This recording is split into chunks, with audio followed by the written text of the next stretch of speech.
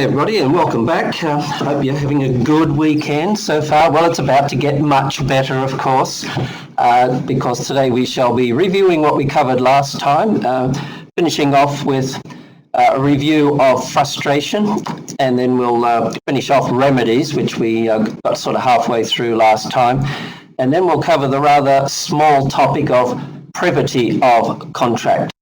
And that will be it for the contract part of the course. And then in the latter half of today, we'll be getting started on the tort part of the course, albeit in an introductory manner. We'll be comparing and contrasting contract law with tort law. Okay, now a couple of questions. One asking to repeat all the must-know cases on the course. Well, we will be having a revision session, I think it's sometime in April before the exam. And in that revision sessions, two revision sessions, one for contract, one for tort law, I'll go through examination technique, which is one of the questions some of you asked. Can you give me some hints for the exam? Well, I can't tell you what's in the exam, but I can certainly tell you how to do well in the exam. No secret, of course, make sure you know your must-know definitions, principles, cases, okay? And what was the other question? So with regard to the must-know cases, we will be reviewing all the must-know cases in the revision sessions, okay? My suggestion is you've got the course manual, which is pretty good. It's got most of the cases which are must-know. I mean, bring out your favourite two colours. I don't know, green for must know, yellow for should know, whatever. Okay, it's up to you how you do this. But we will be having a revision session, and I'll be talking about examination technique and reviewing all the must know definitions, principle and cases. And you should be saying to yourself when we're doing the revision course, I know all that, yes, good. Okay, so let's have a quick review, first of all, today of frustration. Well, perhaps a quick run through all the different ways of terminating a contract again. And Alex, no PowerPoints. Well, no, PowerPoints are there. Yep. Sharing the screen. Cannot see the screen. Oh dear. Okay. Let me see if I can overcome that. I don't know. Layouts. Sharing. Okay, we're sharing. Okay. All right. Okay. Looks like we've got a couple of technical problems here. Cannot see the shared screen. That's two or three of you. Okay. Well, I'm sharing the screen. Let's say share the screen. Share my screen. Share document. Yeah. Okay.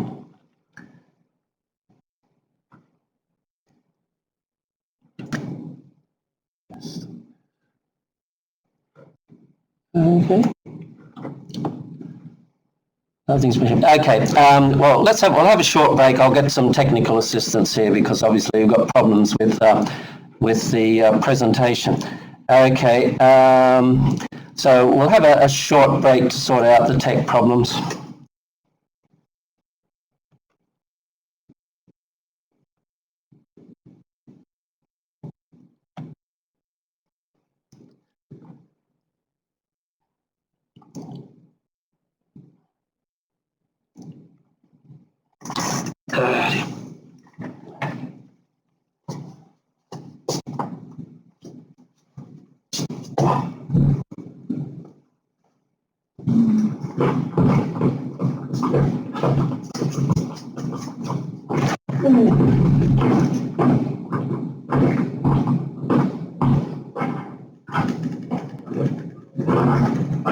I need help.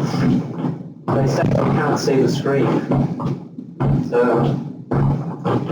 it says share my screen, so I don't know why it's not being shared.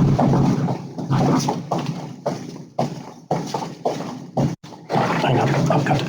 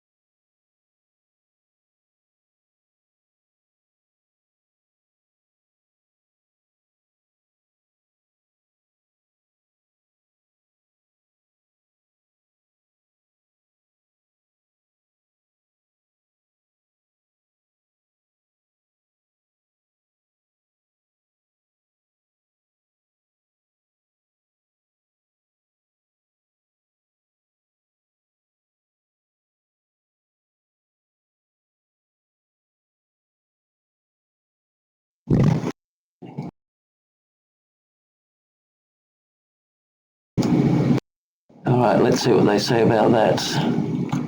The sound's okay. I thought I'd have a problem with the sound. Now it's the screen. Oh, damn, okay. Would you enlarge the... I read it. Okay, I can't do it any bigger. I can't make the PowerPoints any bigger, can I? Do you like to slideshow? No. Slideshow. And here's... Okay, so that's enlarged. Okay. And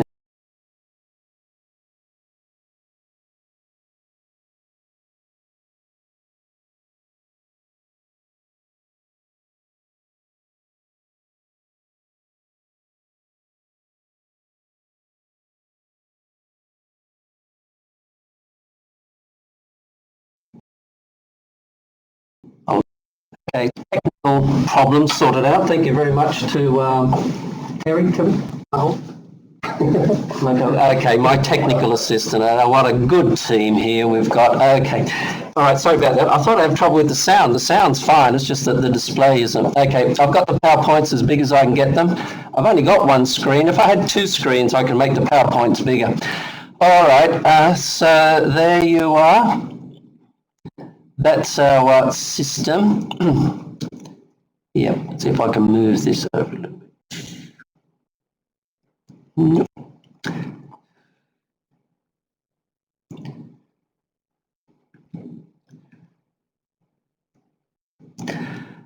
Okay, so if you've got any problems, just let me know, but I think we're ready to go.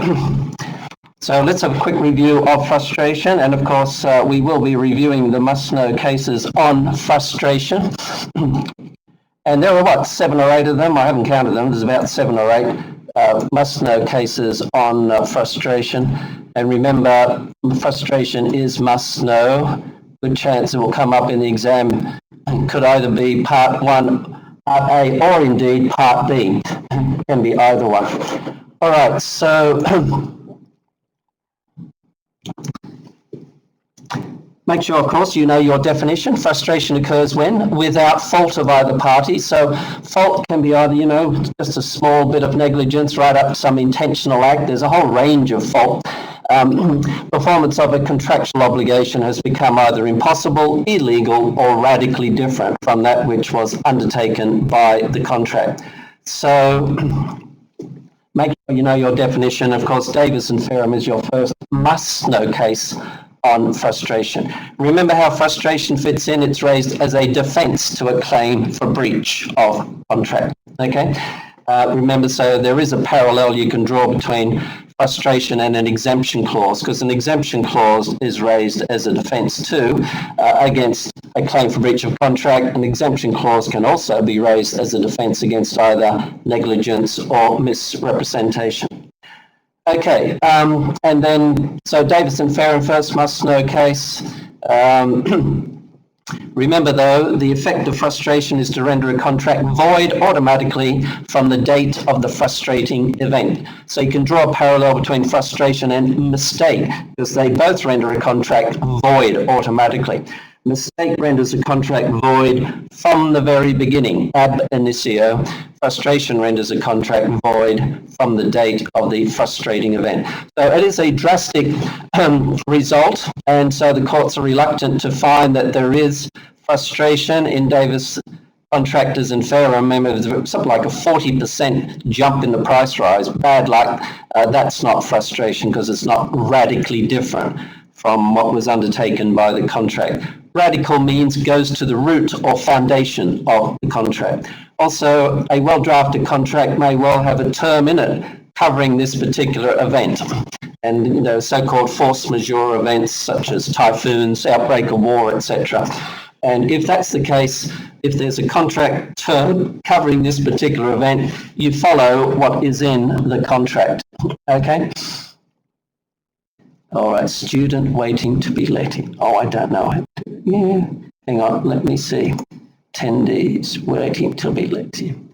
Okay. Ta-da-dum, ta-da. Let me just check if I can let a student in here. I've had to adjust my screen a little bit so I can get hold of everybody. Okay. Okay, all right, I'm allowing.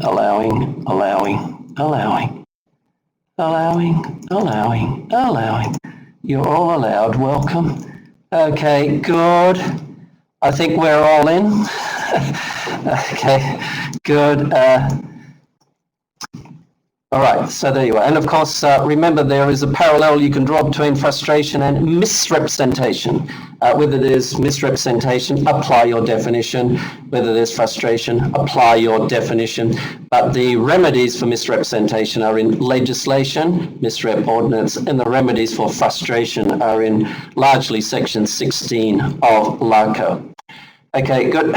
And then must know case, Taylor and Caldwell. I would suggest perhaps Condor and Barron Knights and Gamerko, where the subject matter is unavailable or destroyed. Okay, so those scenarios might come up in an exam question. And then, of course, Krell and Henry, contrast Hearn, Bay and Hutton. They are your two cases on what is meant by being radically different. Okay. And Krell and Henry, the defence of frustration did succeed. The person who hired the hotel room was in breach of contract because they refused to pay once the procession was cancelled.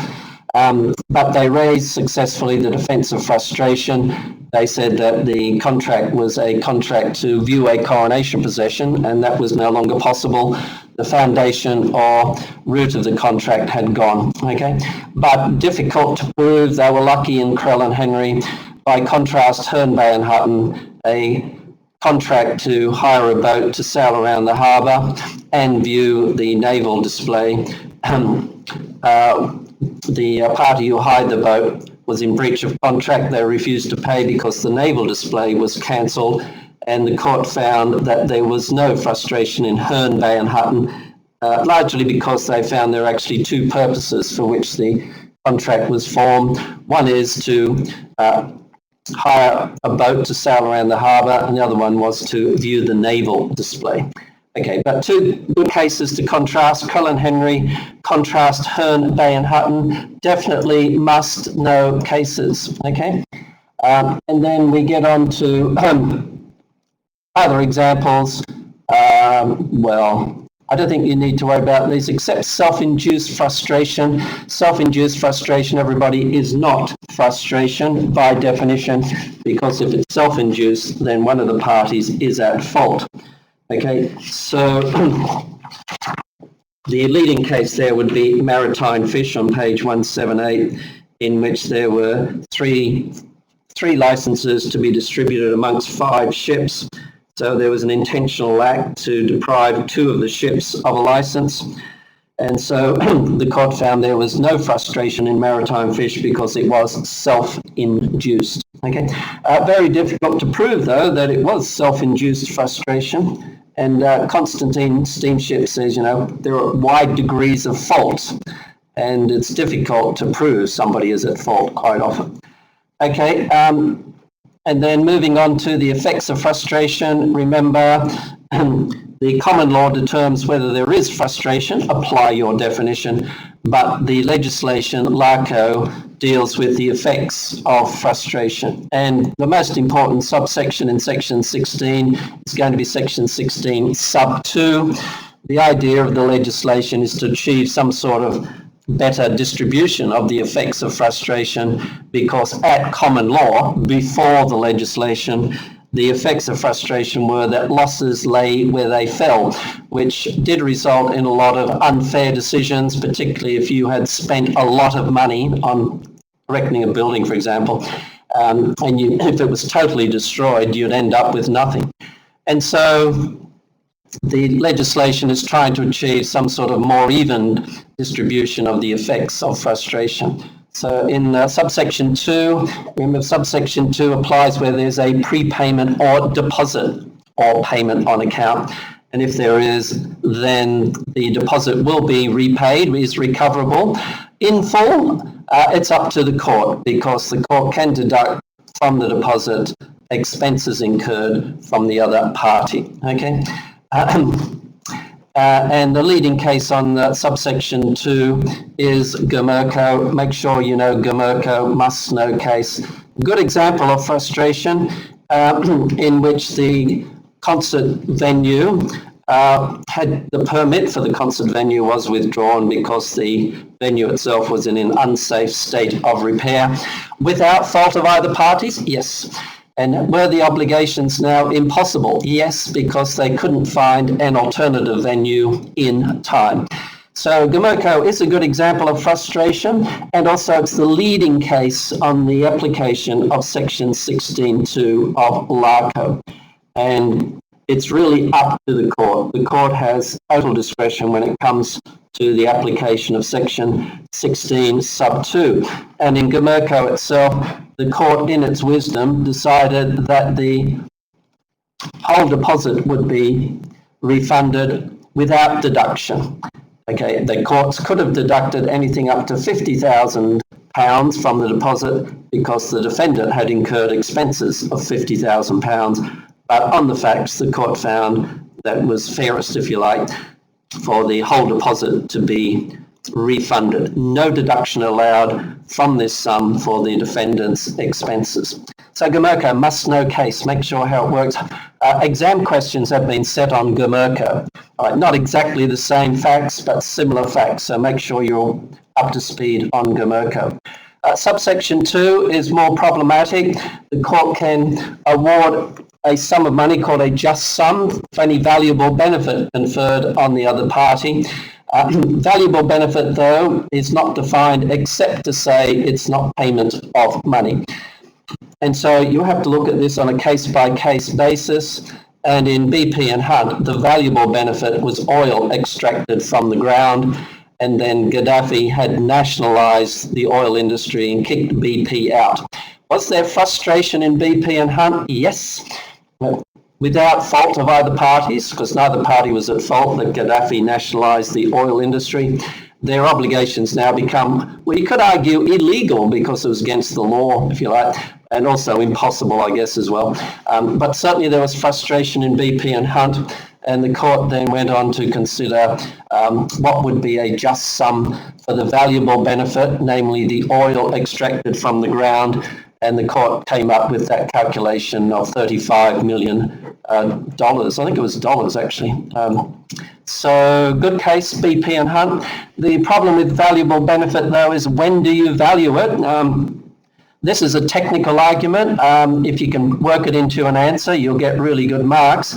But Mr. Justice Goff, as he then was in BP and Hunt, said you value the valuable benefit after the frustrating event.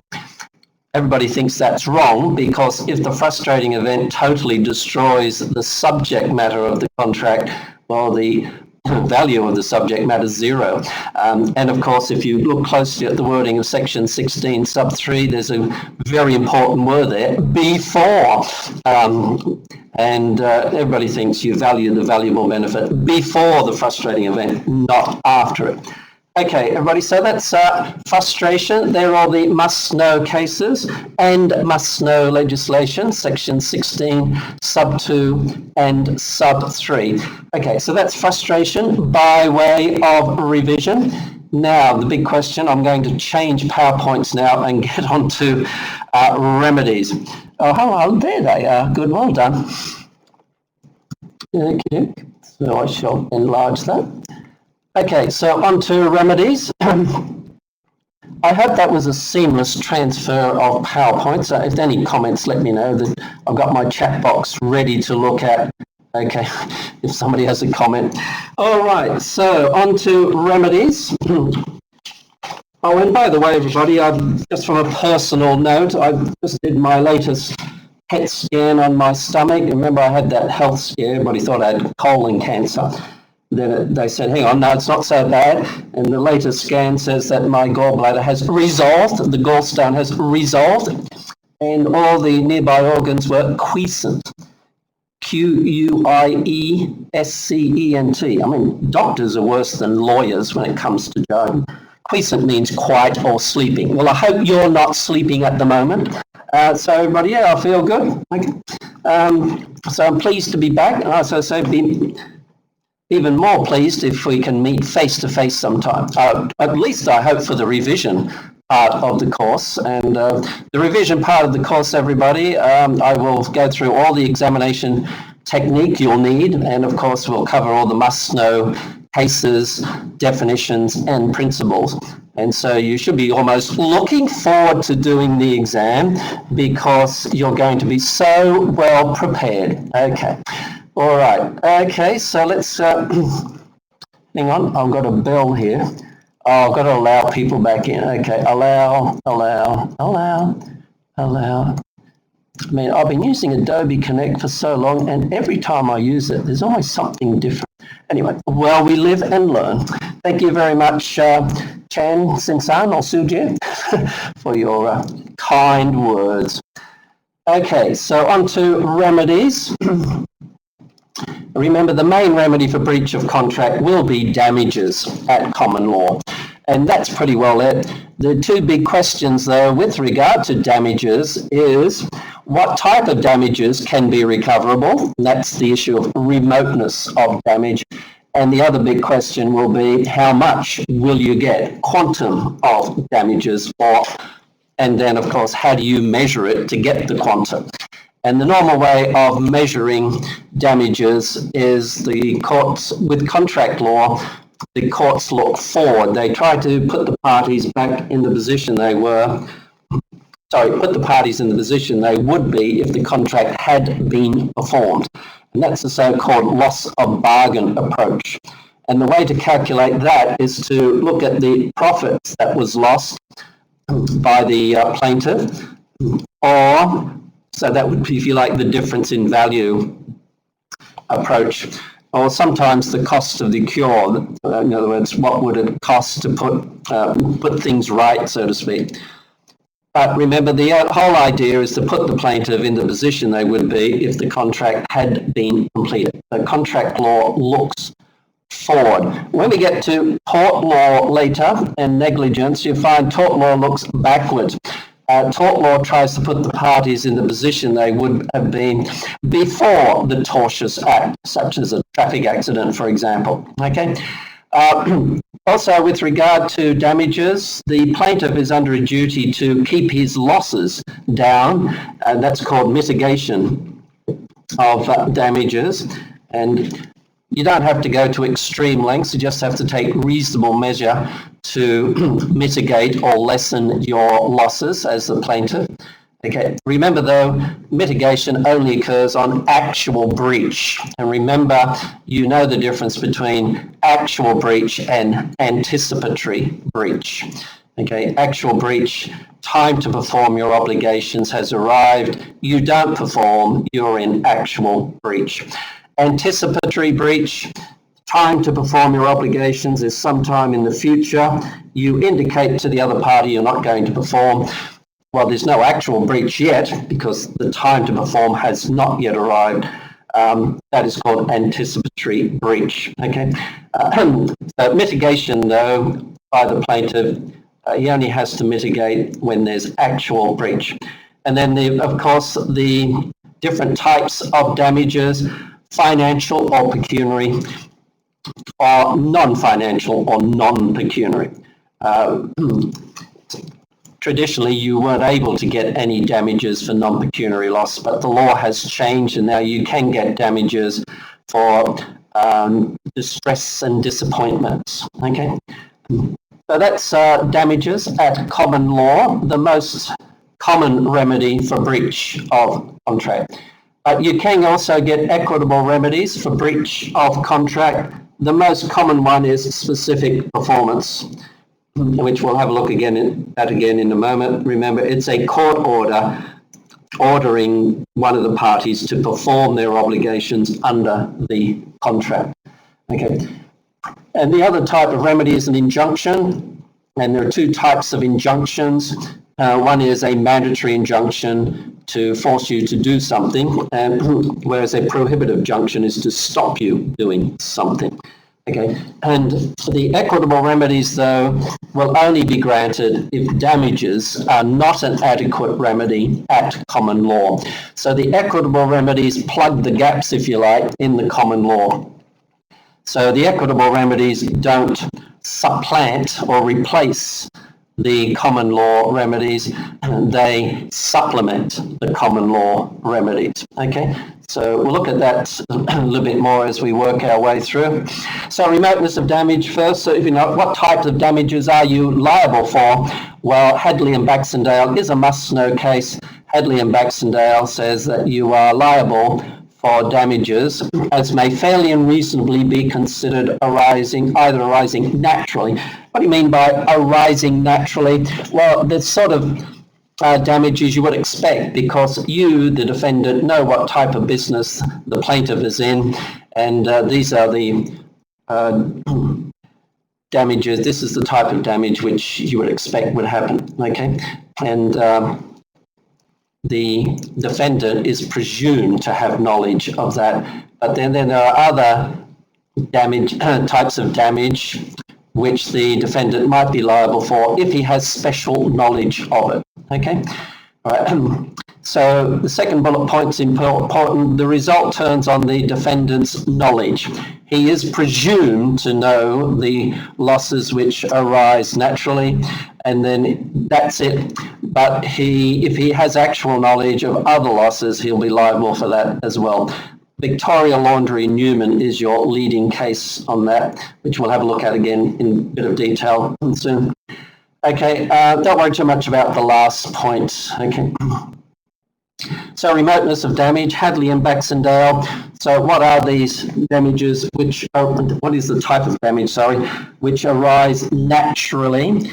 Well, in Hadley and Baxendale, it was a mill in which the mill shaft had broken down, so they sent away for it to be repaired, and there was a delay in having the repaired mill shaft return.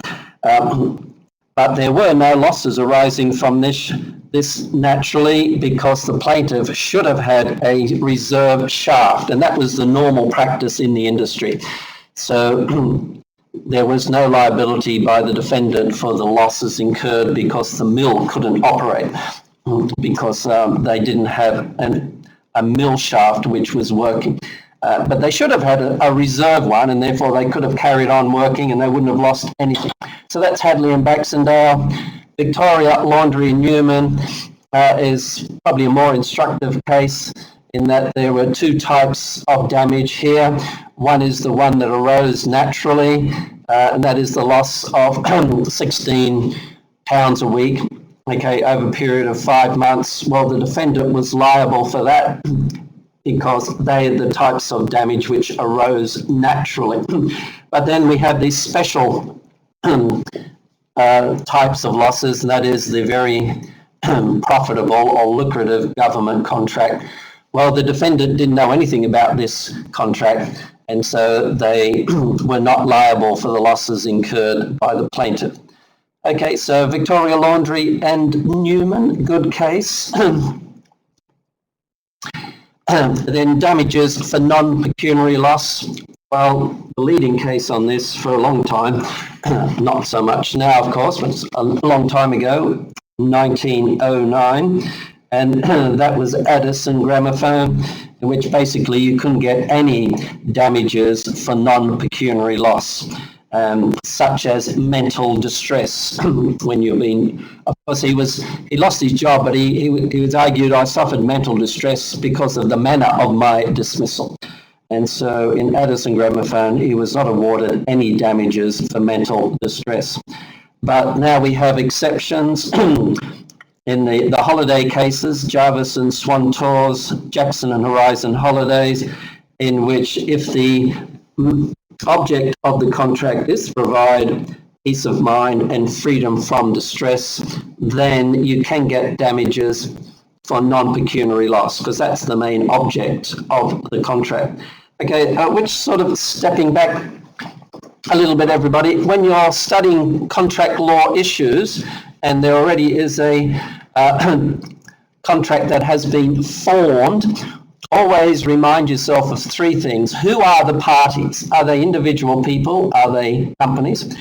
Number two, what is the subject matter of the contract? Because remember, the subject matter of the contract does determine what issues might arise. And remember, we had a look at this way back, remember, with Williams and Roffey. Williams and Roffey only applies to contracts for sale of goods or provision of services. Okay, and so this issue of what is the subject matter of a contract, always be aware of what it is, because that will help you focus on what the issues might be. The other important term in a contract, of course, is price, okay, or consideration. Okay, so in the holiday cases, the main object of the contract was to provide peace of mind, freedom from distress, because you're on holiday, you're supposed to be enjoying yourself. Okay. I suppose if you're on holiday, you might enjoy yourself, might follow up, might create other types of stresses. I don't know, travel stress. I don't know. Okay, well, sort of going to have a holiday in Hong Kong, I guess you have to stay within Hong Kong for the time being. I mean, I live next to the airport. Isn't it sad to see the airport so quiet? I mean, I used to go to the airport, have my coffee. Can't even get in there now unless I've got a ticket to fly anywhere. And you can't get a ticket to fly anywhere unless you've been, covered with, you've got the COVID clearance and all the rest and gone through quarantine. Well, we'll look forward to that. I mean, in the meantime, of course, you've got plenty of time on your hands, everybody. Good time to study contract law, bone up on very important topics. Okay, and there you are. So make good use of time. I mean, every crisis is an opportunity. There you are. Okay, and then other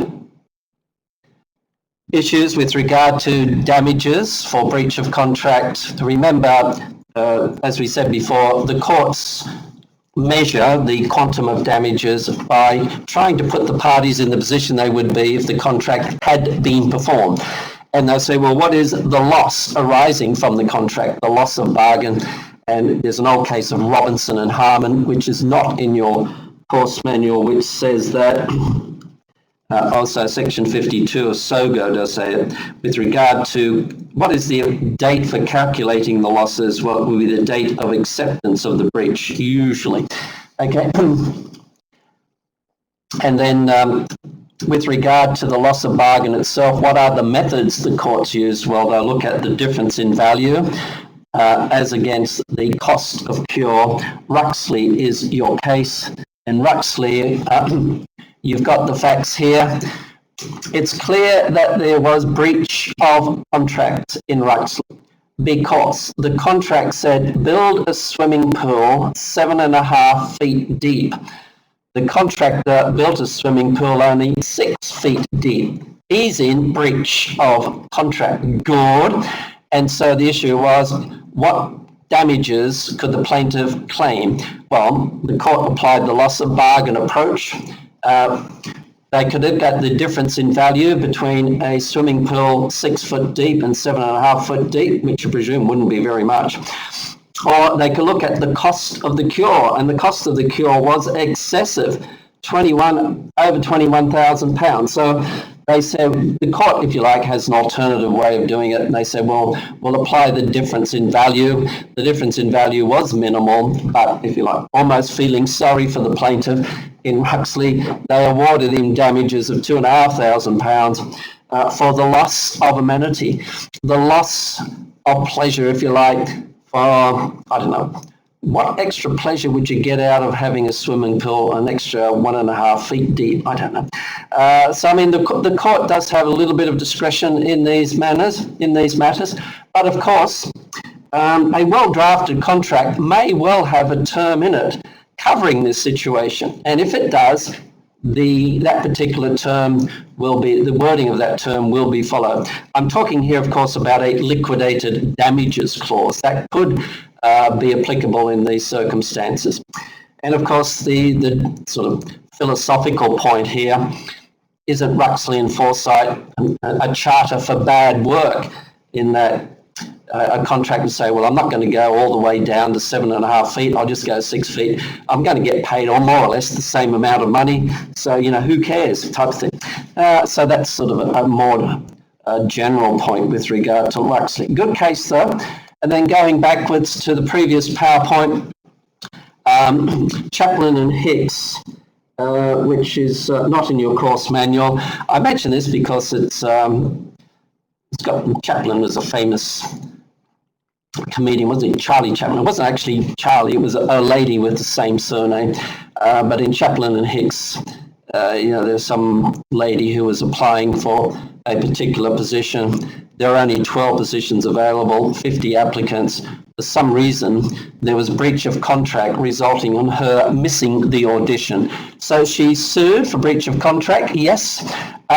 Could she claim damages here? And the court said, yes, we can calculate the loss of a chance. And I'll forget what the figures were here. If you're really keen, you can look it up.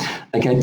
And then the other issue that arises here with how the courts actually measure how much damages will be awarded is what happens if you cannot calculate the profit that would be made if the contract had been performed. I mean, if the contract is a contract for sale of goods, you could probably calculate pretty accurately what the loss of profit is. But if it's a contract for provision of services, particularly if it's one where it's a TV show or a film, how do you know what profit that would have made? Well, nobody knows, okay? And so this is what happened in Anglia TV and Reed. The court used the alternative approach of reliance loss instead of loss of a bargain, and allow the TV company to claim damages based on the expenses they had incurred, okay, on getting the TV show up and running, okay.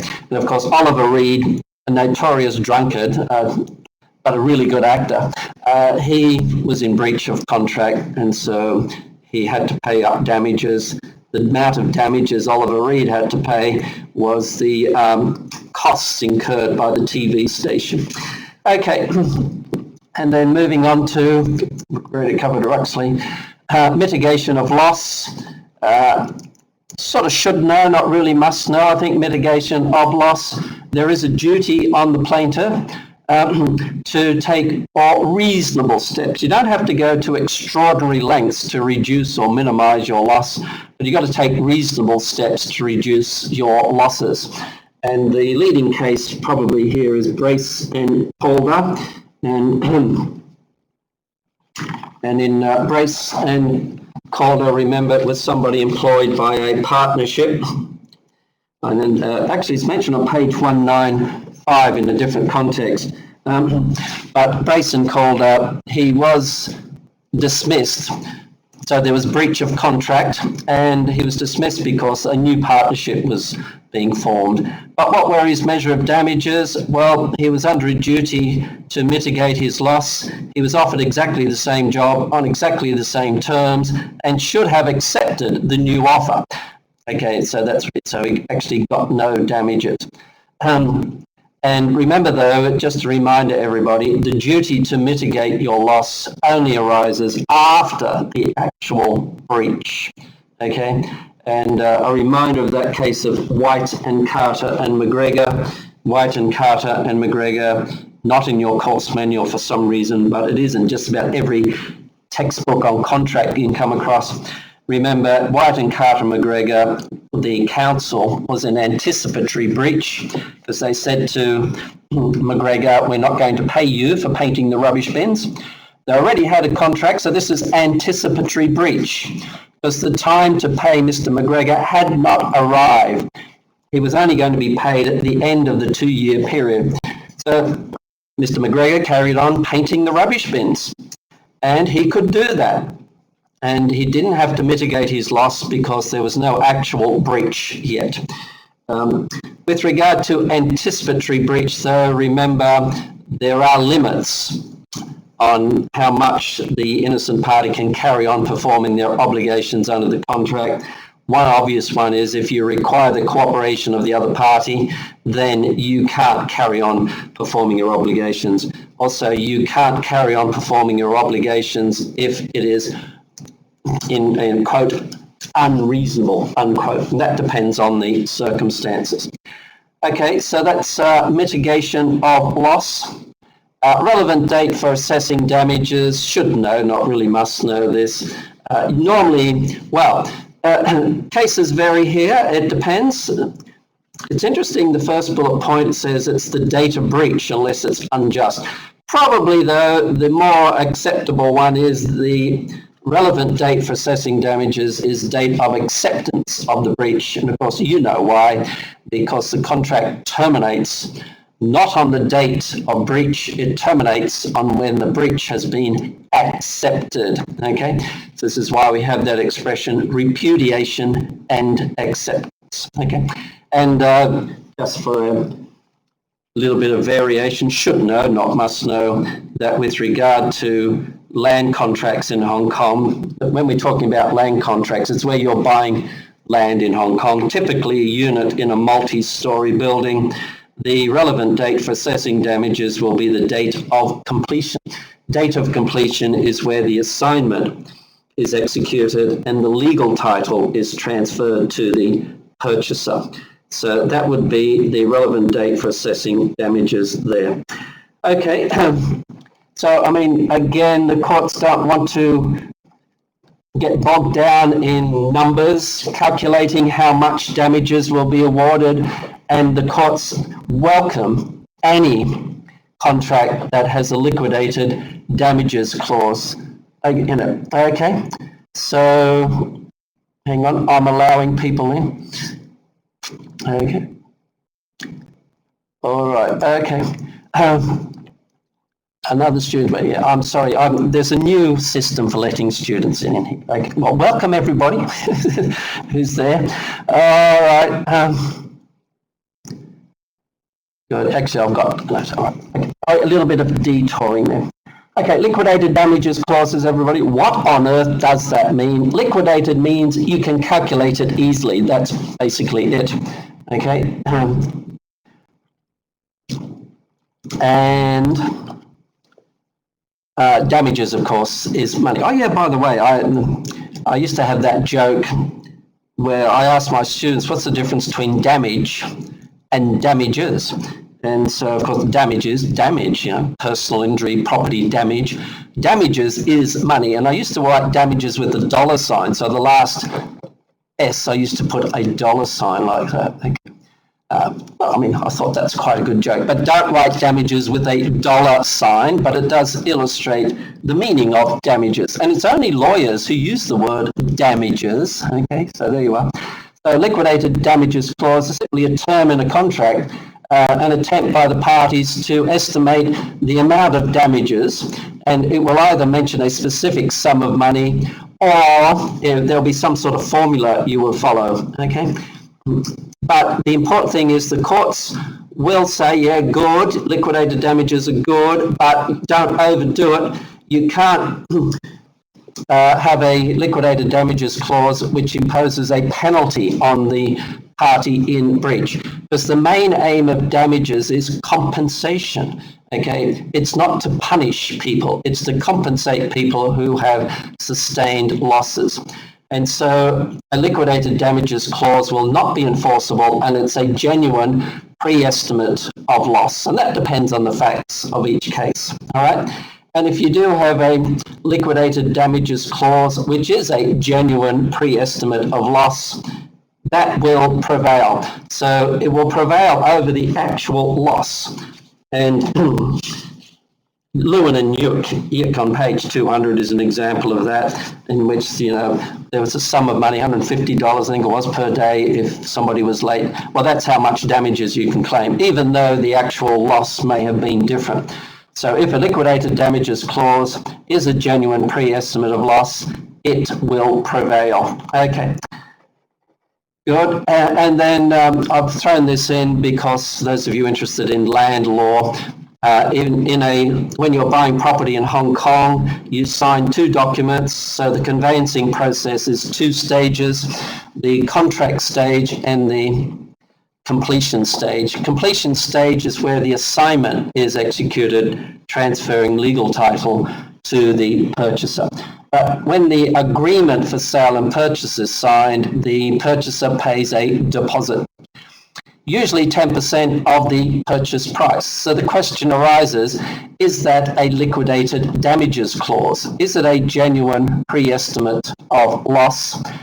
And the Court of Final Appeal in Polyset and Panhandit says if the deposit is 10% or less of the purchase price, it is a liquidated damages clause.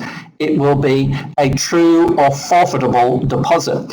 So that means that if the purchaser is in breach of contract, the vendor, the seller, can forfeit the deposit as liquidated damages. And that's what happened in the Union Eagle and Golden Achievement case, which we looked at earlier when we were talking about the difference between conditions and warranties. In Union Eagle and Golden Achievement, the purchaser was just 10 minutes late in completing. Breach of contract, yes. Breach of a condition, yes. All right. And so the vendor terminated the contract, claimed damages, and the damages they claimed was the deposit, and it was 10% of the purchase price. So in Union Eagle and Golden Achievement, that was a very expensive 10 minutes. Okay. What happens though if the deposit is greater than 10%? Well, that can still be a liquidated damages clause, a true and forfeitable deposit, but the vendor will have to show special or exceptional circumstances. V is vendor for seller. Okay. All right. So there you are. Contract law. Contract law overlaps with lots of other law subjects. This is why contract law, and indeed what I call core subjects. So when you're studying land law, which I also lecture in, there's quite a lot of contract law, okay? So there's a contract for sale and purchase of land. A lease is a contract. A mortgage is basically a contract, okay? So contract law is quite relevant to land law. Okay, now everybody, on to the equitable remedies. Remember that the main remedy for breach of contract will be damages, but there are equitable remedies, and the aim of the equitable remedies is to supplement the legal remedies. And there are two main equitable remedies: specific performance and an injunction. Now, important point to note, everybody, these remedies are court orders. Okay, you've got to go to court and get the court to grant an order. An order for specific performance is an order for a party to perform their obligations under the contract. And then an injunction basically is there to stop a breach of contract, and an injunction can either be prohibitive to stop a breach or mandatory to force somebody to perform their obligations under the contract. Okay, so the main contractual remedy in equity is specific performance for breach of contract, but of course there's also this possibility of an injunction. Now, because we are in equity, then the court has a wide discretion here. The equitable maxims will apply, and you know what they are. Delay defeats equity. He who seeks equity must do equity or come with clean hands. Okay, well, we're going to have a break in about 10 minutes, so when you are cleaning your hands, you might say, aha, that's very equitable indeed. All right, and of course, delay defeats equity is the other one. So the equitable maxims will apply, but remember the general point is that you will not get a remedy in equity if the common law remedy of damages is adequate. Well, that depends on the facts of each case. All right. So let's have a look at these different types of equitable remedies in more detail. First of all, specific performance. It is the major remedy in equity for breach of contract. It is a court order for a party to perform obligations under a contract. Okay. Any examples for specialists? Yeah. Oh, yes. Good question. Going back to before, what I was talking about with this one. Sorry, I just to address your question, the special circumstances that in Hong Kong, the time gap normally between the agreement for sale and purchase and the assignment is normally about 6 to 8 weeks. But in some instances, and indeed Polyset itself, that time gap was about 10 months. And so the vendor said, hang on, this is exceptional. Look at this really long time gap between the agreement and the assignment. 10 months instead of the usual roughly 2 months. Okay. Also, there were questions about the financial standing of the purchaser. So the vendor argued, hang on, these are special and exceptional circumstances. And indeed, the court said, well, yeah, perhaps you could have got damages greater than 10%. However, the deposit itself in Polyset was 35%. And it was, well, wow, that's way too much. Okay. So what they did allow in Polyset was that the vendor would forfeit 10% of the purchase price, not 35%. But it sort of leaves the question, what happens if the deposit was 15% of the purchase price? Well, in that case, in Polyset, the court may well have said, oh, yeah, okay, that's fair enough. Okay. So the court has the final say in this. And of course, the burden would be on the vendor to show special and exceptional circumstances. Okay, so that's just to answer the question raised by Yuko. Okay, all right. And of course, when you study land law later, if you'll come across this. All right, so getting back to what we're talking about here with regard to specific performance. Okay, so it's a court order. An important thing, everybody, you could get a question on this in the exam. The question would simply be outline what are the main remedies for breach of contract in equity. Okay, and always say what it is. And it's a court order for a party to perform obligations under contract. Usually it's because it's a unique subject matter, such as land, because land is unique. Remember, when you're buying land, the three big questions are location, location, location. Okay, so there could also be other contracts in which the subject matter is unique. But if the subject matter is, a normal, I don't know, buying things like pens or something, pens because I've got a pen in front of me, or a bottle. I couldn't get a bottle of water today. I got a bottle of, oh my goodness, Aquarius. It's probably got lots of sugar in it. It's not very healthy. But it'll keep my throat going until the break when I'm going to get some hot chocolate. If you're selling normal sales goods, then you wouldn't get an order for specific performance. You'd get damages, okay? Also, important to note, you will not get an order for specific performance if it requires constant court supervision, because the court simply hasn't got the resources to monitor this. Also, important to note, you will not get an order for specific performance if it's orders somebody to perform personal services. And the reason is for this because you don't want to force somebody to work for somebody they're not getting on with. Okay, so you will not get an order for specific performance if it's somebody performing personal services under a contract. Now, with regard to injunctions, remember two types of injunctions. One is the main aim of an injunction is to stop somebody being in breach of contract. And that can occur in two ways. It's to stop somebody doing something, so that's a prohibitive injunction, or is to force somebody to do something, that's mandatory injunction. So you're not performing your obligations under the contract, you can get an in-court injunction forcing you to perform, okay? My third bullet point, slightly tricky.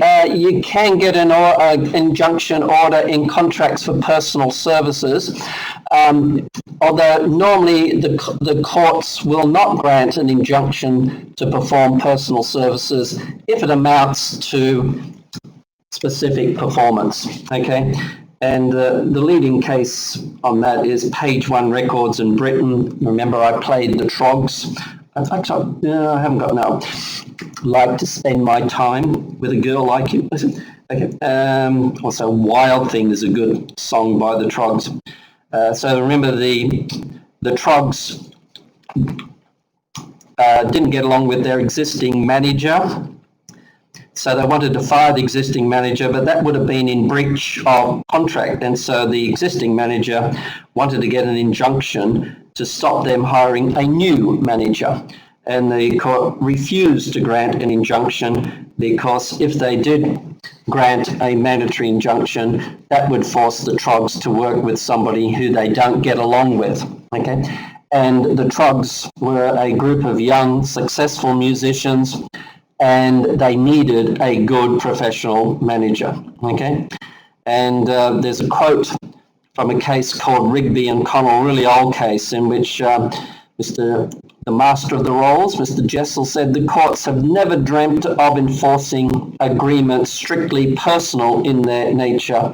Okay, instead you'll get damages for breach of contract. So the remedy for the existing manager in the Trogs case, page 1 records in Britain, was to claim damages for breach of contract.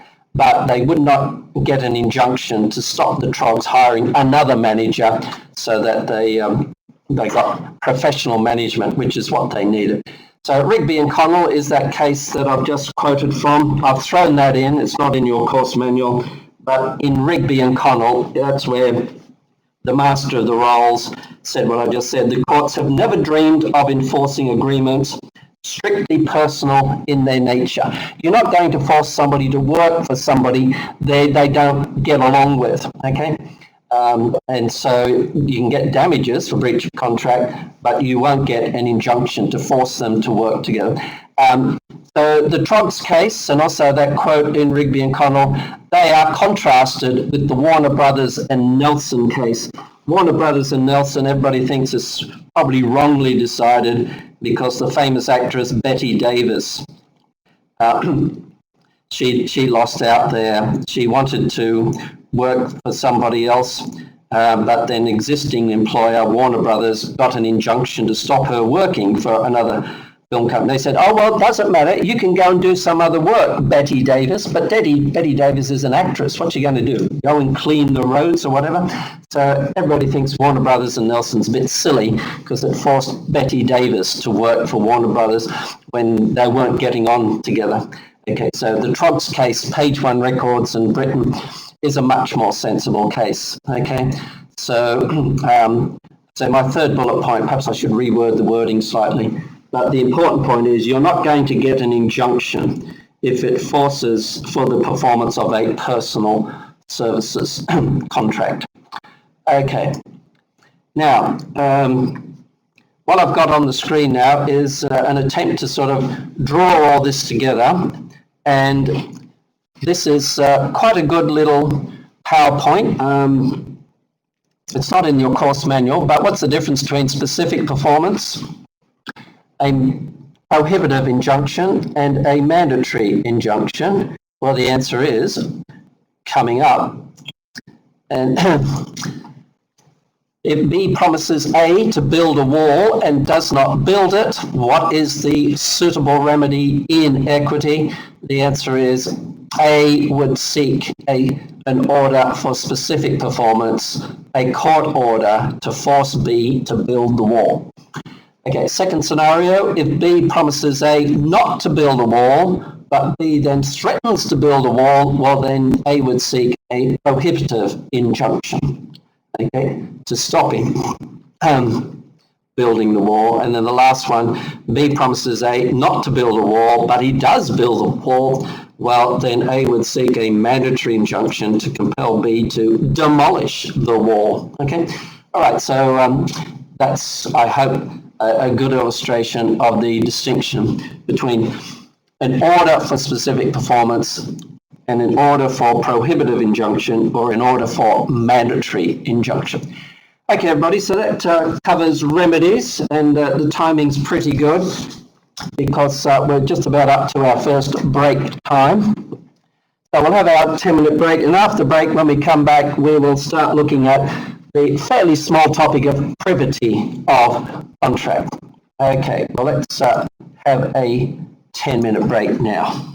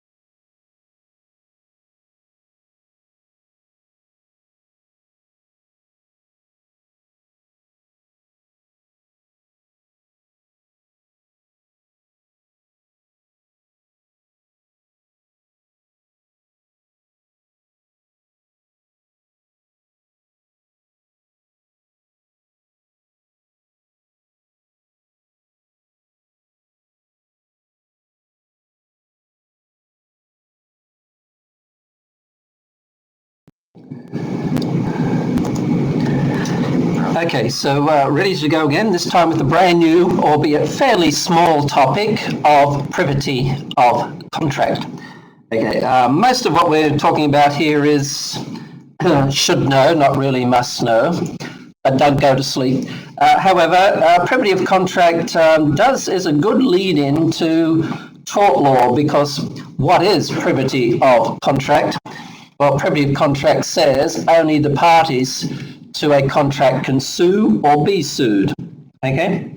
Or another way of saying the same thing, no stranger to the consideration can take advantage of the contract, though made for his benefit, okay?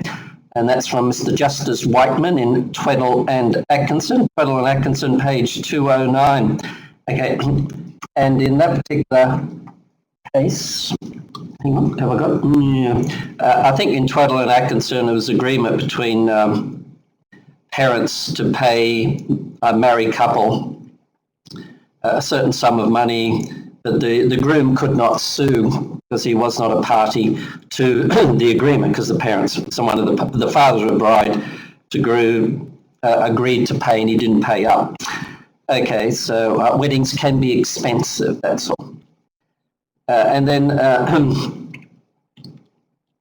in another case, Bessick and Bessick.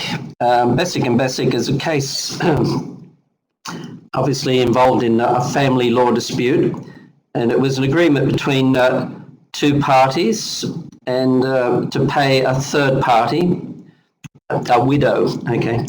And so could the widow sue? Well, the widow couldn't sue because they were not was not a party to the contract. And then Bessick and Bessick went all the way to the House of Lords. And Lord Denning did, Lord Denning's always pushing the envelope a little bit. Lord Denning was actually sat on the House of Lords, and Bessick said, yeah, well, why shouldn't the person be able to sue if there's a contract made for their benefit, even though they're not a party? But the other members of the House of Lords said, no, privity of contract. Only a party to a contract can sue or be sued, okay? But there are lots of exceptions to this privity rule, which we'll have a look at in a moment. Also, there is an argument, do we need this doctrine of privity? Isn't it simply implied in the doctrine of consideration? In other words, consideration must move from the promisee. Or is it a separate requirement for a contract? So this is an academic argument. But the courts both in England and Hong Kong, there's a case there called U-tie plywood, which is not in your course manual, in which the Hong Kong courts say it is a separate requirement for a contract to be enforceable. Okay, the English case, which says the same thing, is Dunlop Pneumatic Tyre Company and Selfridge. That's on page 209, in which the court affirmed this doctrine of privity of contract as being separate from the doctrine of consideration. So that's, might like to know, sort of an academic argument. But looking at the practicalities here, you've got a doctrine of privity of contract, seems to make sense. Yes, only the parties to a contract can sue or be sued, but there are lots of exceptions, if you like, to this particular doctrine. And because there are so many exceptions, you have to wonder, is it a very good doctrine? And because it can yield unjust results, and there are various ways around it, such as you can sue on behalf of the third party, and there are cases such as Jackson and also the Linden Gardens case on page 211, is that one of the parties to the contract can sue on behalf of the third party. Okay, but why would you do it? Because if you're a party to a contract, there's nothing in it for you to sue because the benefit goes to the third party, but that's possible. Also, remember, when we looked at our work on terms of a contract, and we looked at the status of representations that were made before entering into a written contract, it is possible for the court to find there is a collateral contract. Collateral literally means running side by side. So there may be a written contract, but there may also be another contract, normally an oral contract. And for example, I gave you an example there, if you're employed by somebody and they say we will not, and there's a written contract stating your salary, and the employer said to you, don't worry, we're not going to reduce your salary in the first 2 years of service. But then that oral promise is not in the written contract. What happens if they do reduce your salary within the 2-year period? Well, can you sue for breach of contract? Well, the employer will say, no, it's not in the written contract. And you can say, no, but there is a collateral oral contract. Okay, so that was what a collateral contract is. So that's mentioned on page 213 of your course manual. So that's another way around the doctrine of privity of contract. Also, and this is where it's sort of relevant to our course, because today we're sort of finishing off the contract part of the course and getting onto the tort part of the course. Donoghue and Stevenson. Donoghue and Stevenson, very important case, the snail in the bottle case. Remember, I think it's Mrs. Donoghue drank from a ginger beer bottle, I think it was ginger beer, and the bottle was not transparent, so you couldn't see what was inside the bottle. And little did she know that there was a decomposed snail inside it, which caused her gastroenteritis. So she suffered personal injury, illness, and so could she sue? No, she couldn't sue in contract law because she didn't buy the bottle. So the issue in Donoghue and Stevenson was, well, could Mrs. Donoghue sue the manufacturer of the bottle? And she couldn't sue for negligence. But she couldn't sue in negligence at that time because the big question was, did the manufacturer owe her a duty of care?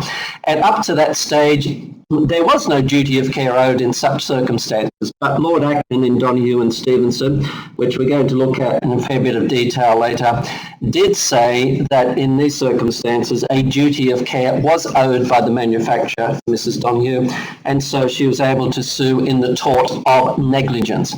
She could not sue for breach of contract because she was not a party to the contract. There was no privity of contract. Similarly, in the wills case of White and Jones, in White and Jones, there was a solicitor who was a bit late in changing a will. There was a father who had 2 daughters, I think, and initially there was a disagreement between the father and the daughters, and when he drew up his will, he left the daughters out. And then they reconciled, so then he told the solicitor, no, we're okay now. Can you redraw my will and include my 2 daughters and give them a gift under the will called a legacy? I think it's £9,000 each. But the solicitor was a bit late in drawing up the revised will. Then the testator died, and so the daughters missed out, so they sued. Could they sue for breach of contract? No, because there was no contract between the daughters and the solicitor. The contract was between the father and the solicitor. But the court found that there was a duty of care owed by the solicitor to the beneficiaries under the will, and that changed the law too, because before that there was no such duty owed. So in both Donoghue and Stevenson and White and Jones, there was a remedy for the injured party, but not in contract law, because they were not parties to the contract. There was a remedy in negligence. And the big issue with regard to those 2 cases, there was a duty of care owed, and the law changed. So in Donoghue and Stevenson, which was back in the 1930s, this changed the law because before then there was no duty of care owed under those circumstances. White and Jones is a much later case, and the court said there was a duty of care owed by a solicitor to beneficiaries under a will. So that's another way around the doctrine of privity of contract. Another way around it is agency. So this is on page 214 of the course manual. An agent is empowered to act on behalf of the principal. So the principal may not actually be the party to the contract, but there could be liability because of the agency authority. Also, trusts are one way around the privity rule, because the essential feature of a trust, and by the way, the trust is the major, and this is on page 211, a trust is the major product of the courts of equity. You should know that. Okay. So how did the trust arise? Well, the trust arose in the Middle Ages. The landowners, the rich landowners in England, got a bit bored because England was cold and wet, no smartphones, no telephones, no radio. So they got a bit bored, so they decided to hop on their horses, go to the Middle East, and fight in the Crusades. And they realised, hang on, we've left behind all of our land. We need somebody to look after our land while we're away fighting in the Crusades. We need somebody we can trust. So the people who were entrusted with looking after the landowners' land while they were away were called trustees. And the essential feature of a trust, everybody, is separation of ownership. Somebody is the owner at law, they are the trustees, but they hold the property on trust for the beneficiaries, who are the owners in equity. So the trust is the major product of the courts of equity. And the essential feature of a trust is separation of ownership. Somebody is the owner at law, but they hold the property on trust for the, if you like, the real owners, the owners in equity, the beneficiaries under the trust. Okay? And so this is another way around the doctrine of privity of contract. Okay? Trusts are very important when it comes to land law and also commercial law. Okay? And then assignment, you can assign your rights under a contract. And that's another way around it. And lastly, but not least, another way around the doctrine is legislation.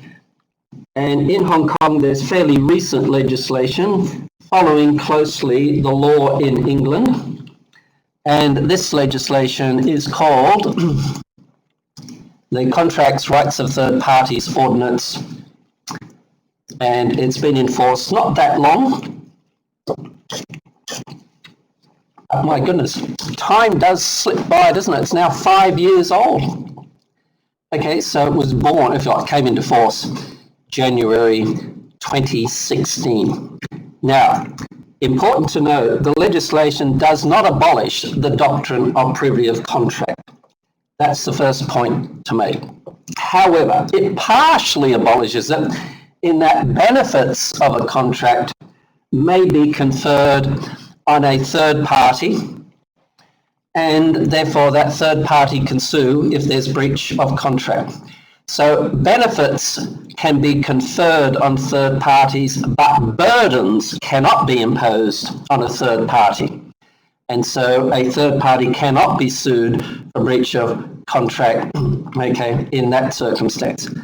And this is covered by the legislation in your course manual on page 216 to 217.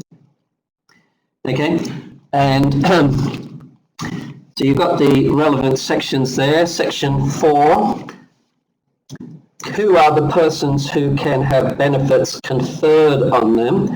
Well, section 4 says that benefits can be conferred on a third party who must be identifiable.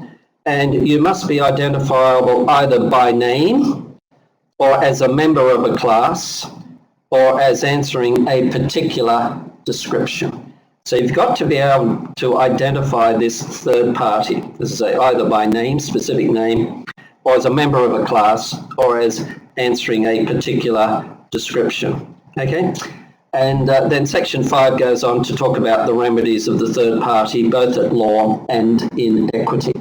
So it has changed the law. It's sort of made the law a bit more relevant to real life, so to speak, because there are all these ways of getting around the doctrine of privity of contract.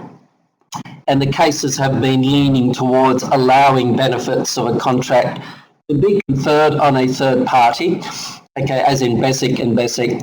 But then finally, legislation was enacted. I think in England it was 1999 they enacted their Contract Rights of Third Parties Act. Hong Kong followed January 2016. So a benefit can be conferred on a third party, and that party can sue for breach of contract, okay? But burdens cannot be imposed on a third party. Okay, so that's privity of contract, everybody. A fairly short little topic, which finishes off our work on contract law. So now I'm not sure whether you've got your course manuals there handy. I suppose that's one good thing about being at home. You don't have to lug your course manuals around. So now we're going to have an introductory look at tort law. Okay, so let me switch the PowerPoints one moment.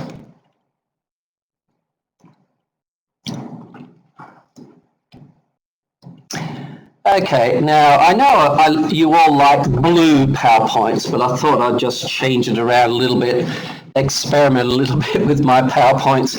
I mean, I don't particularly like it, but I've left it. And so I've got, black background with yellow. I mean, but my name hasn't changed. I'm still the same person. There you are.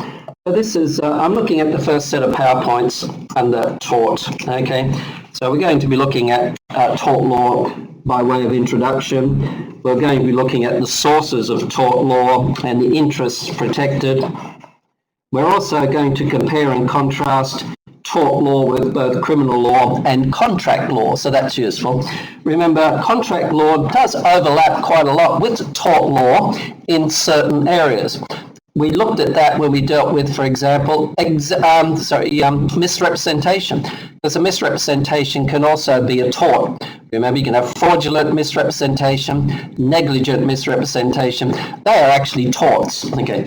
But if you're going to sue in misrepresentation, it's normal to go in contract law because of the misrepresentation ordinance. And remember, the misrepresentation ordinance has made remedies much more generous and beneficial, particularly somebody who is alleging negligent misrepresentation.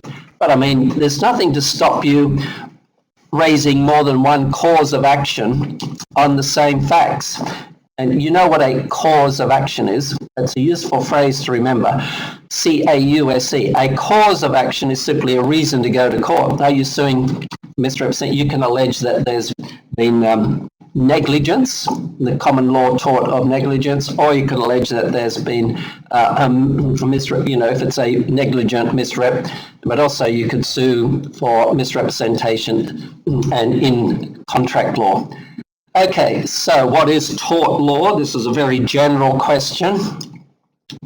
No simple definition because there's a whole range of activities that come within tort law.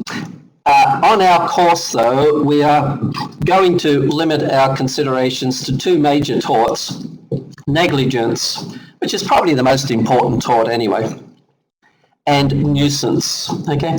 And there are two types of nuisance: private nuisance and public nuisance. You might like to know, in fact, I guess you will know, your assignment question 2 is going to be on private nuisance, okay? Good. Now, remember from contract law, must know definitions in contract law. You know them, don't you? Offer, acceptance, consideration, exemption clause, misrepresentation, frustration. Good. Are there any must-know definitions in tort law? The answer is, I think 2. One is going to be a definition of vicarious liability. What is vicarious liability? Well, it comes from the word vice, which means substitute. Okay? And so we'll look at vicarious liability in a moment, and there is a definition.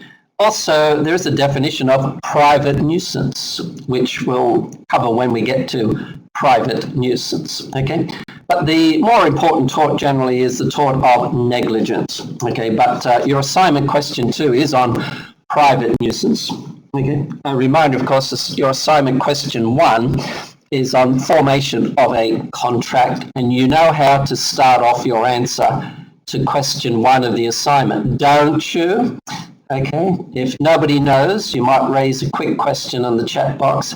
Otherwise, I'll presume you know how to start your answer to question 1 of the assignment. Okay, so let's, so there you are. So you might, if you read another tort law book, you might find, hang on, what's this tort of defamation, for example? There are 2 types of defamation, slander and libel. Slander is, if you like, oral defamation, and libel is more permanent, written form normally. Okay, and that of course is designed to protect reputations, but we don't study the torts of libel and slander. There are other torts like trespass to land, trespass to a person. There are 3 torts of trespass to the person: assault, battery, and false imprisonment. We don't study that on our course either. Okay. Also, the boundaries of tort law are rather vague. They are being developed normally. Normally they're not reduced, they're normally developed. Donoghue and Stevenson, a very important case we look at fairly soon, has expanded the boundaries of negligence law in particular by saying that a duty of care can be owed in certain circumstances in which it was not owed before that case. Okay. Also, within tort law, there are many contradictions. It's difficult to make generalizations because a lot of the cases do depend on the facts of that particular case.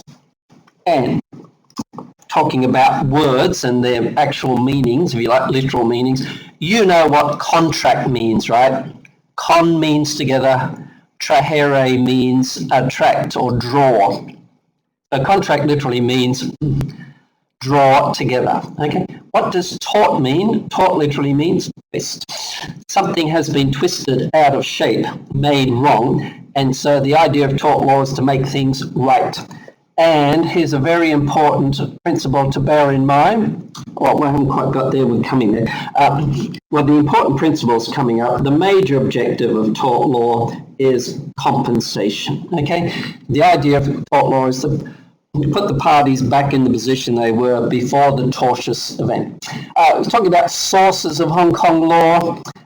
When we dealt with contract law, remember there was a certain amount of legislation, and the misrepresentation ordinance, LARCO, and parts of the exemption clauses ordinance.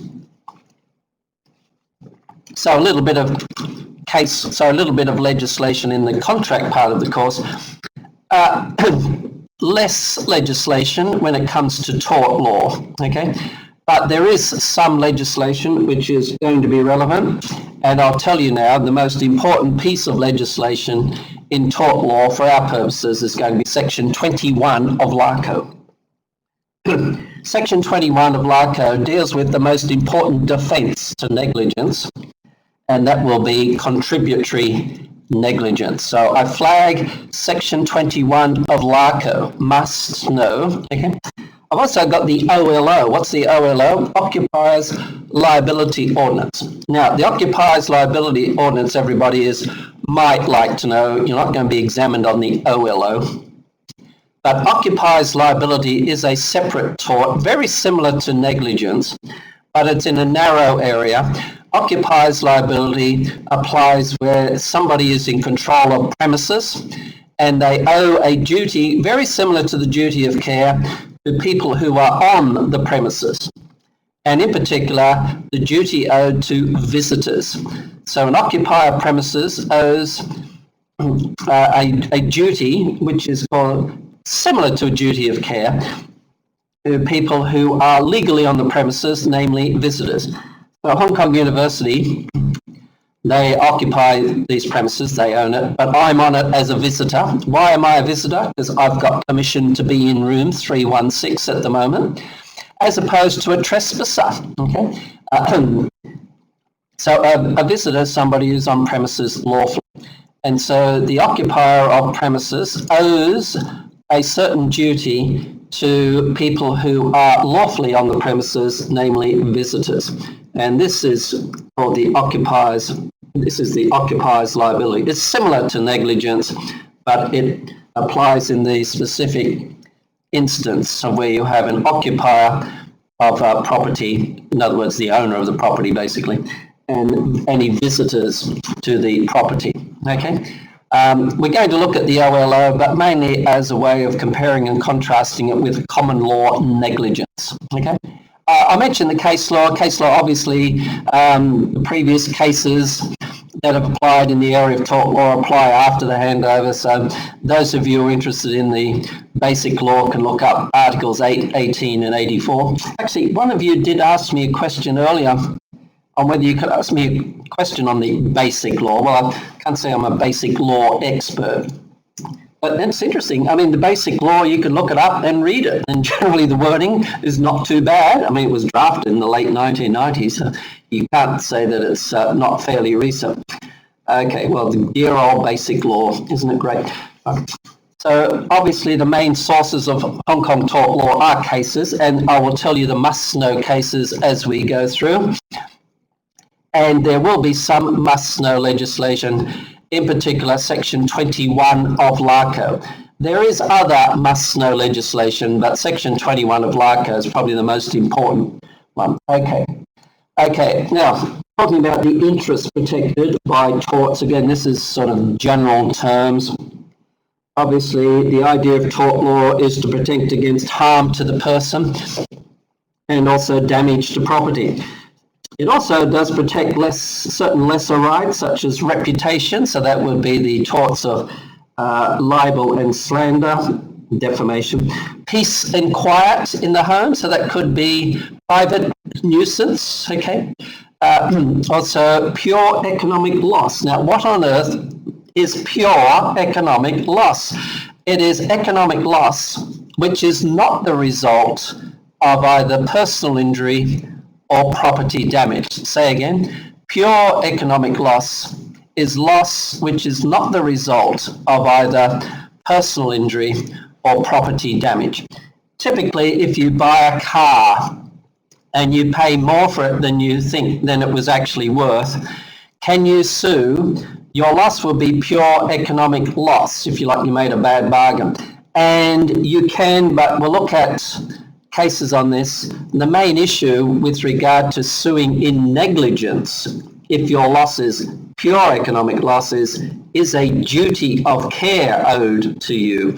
And it's going to be more difficult to prove a duty of care is owed to you if your only loss is pure economic loss. It's much easier if the loss to you is either, or the damage to you is either personal injury or property damage, okay? So when you're dealing with a particularly negligence issue, always note what type of damage has been suffered by the plaintiff.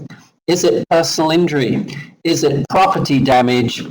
Or is it pure economic loss, okay? Worth mentioning too at this time is that the personal injury to a person normally is physical injury, but it can also include mental injury, and it's normally under the heading of nervous shock. Okay, what is nervous shock? It's a form of mental injury. Okay, and the law on nervous shock is fairly interesting. There's some interesting cases on that, and before, you couldn't claim damages for negligence where your injury was simply mental illness or nervous shock, we call it.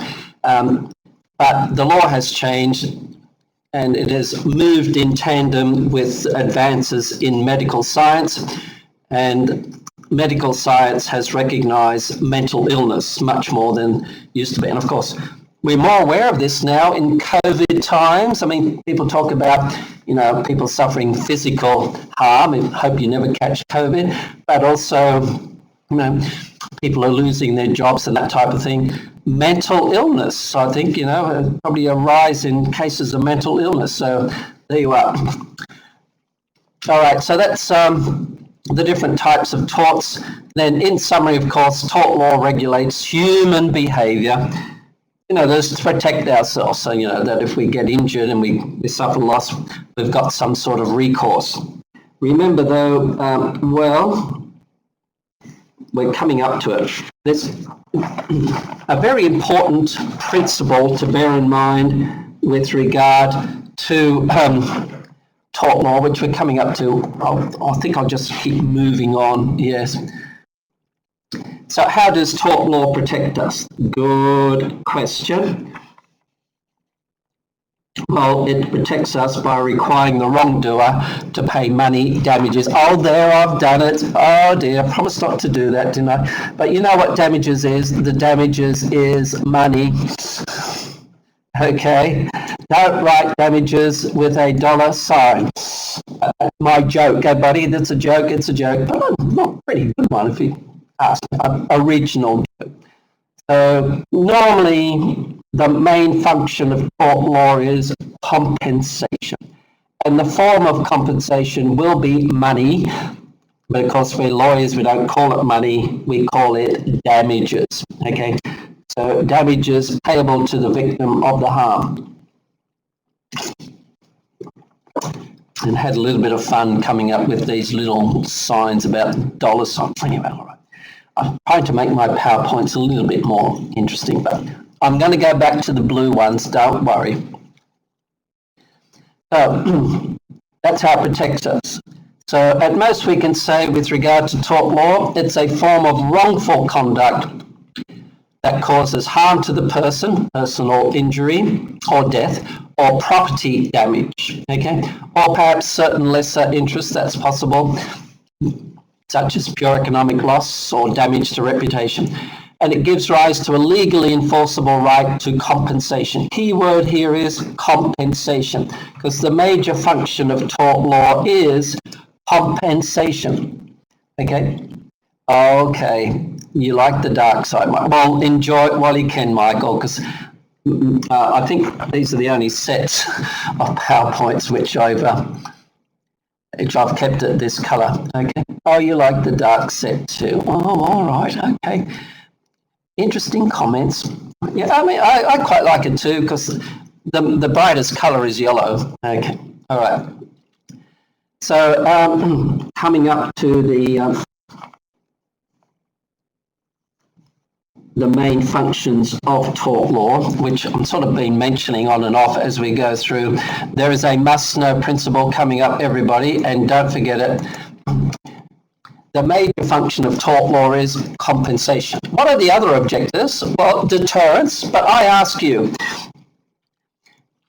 in the tort of negligence, if you were to ask a taxi driver, taxi driver's a bit of my bane because I've been in an accident once with a taxi driver. I took him to the small claims tribunal, won my case, yes.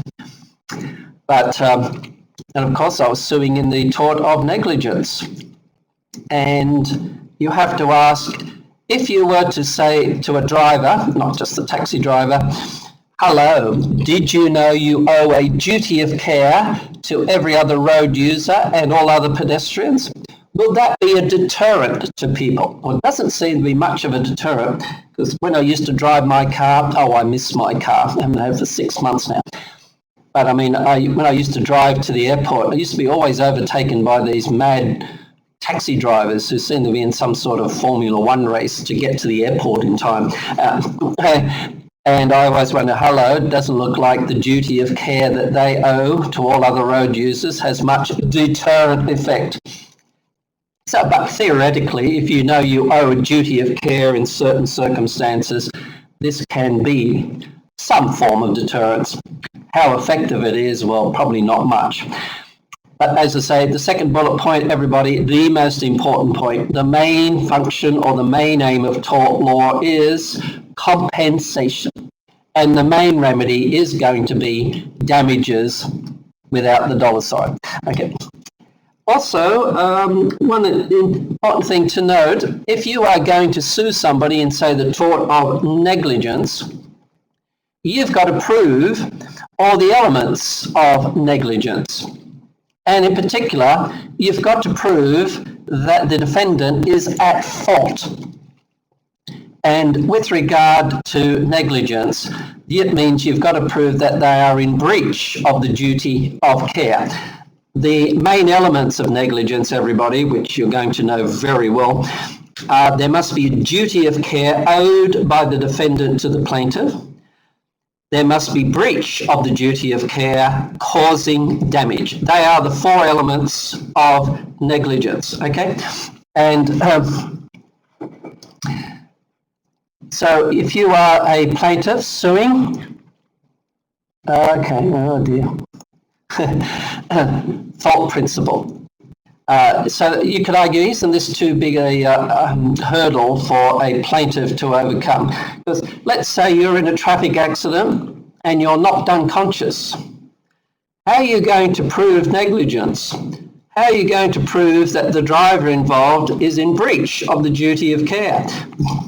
Because you've got to provide evidence to prove breach. So you go to court, so the judge, hello, so you're alleging that this driver is in breach. Okay, do you have any evidence? Sorry, Your Honour, I was knocked unconscious. I have no idea what happened. Well, how are you going to prove breach? Good question. As we'll see, there are actually two aids, AIDS, which help the plaintiff prove breach. And we'll look at those a bit later on. And well, one of them is section 62 of the evidence ordinance, which is must know. We'll come to that later. The other one is a Latin expression called res ipsa locuta. So everybody, there are several Latin expressions relevant to tort law.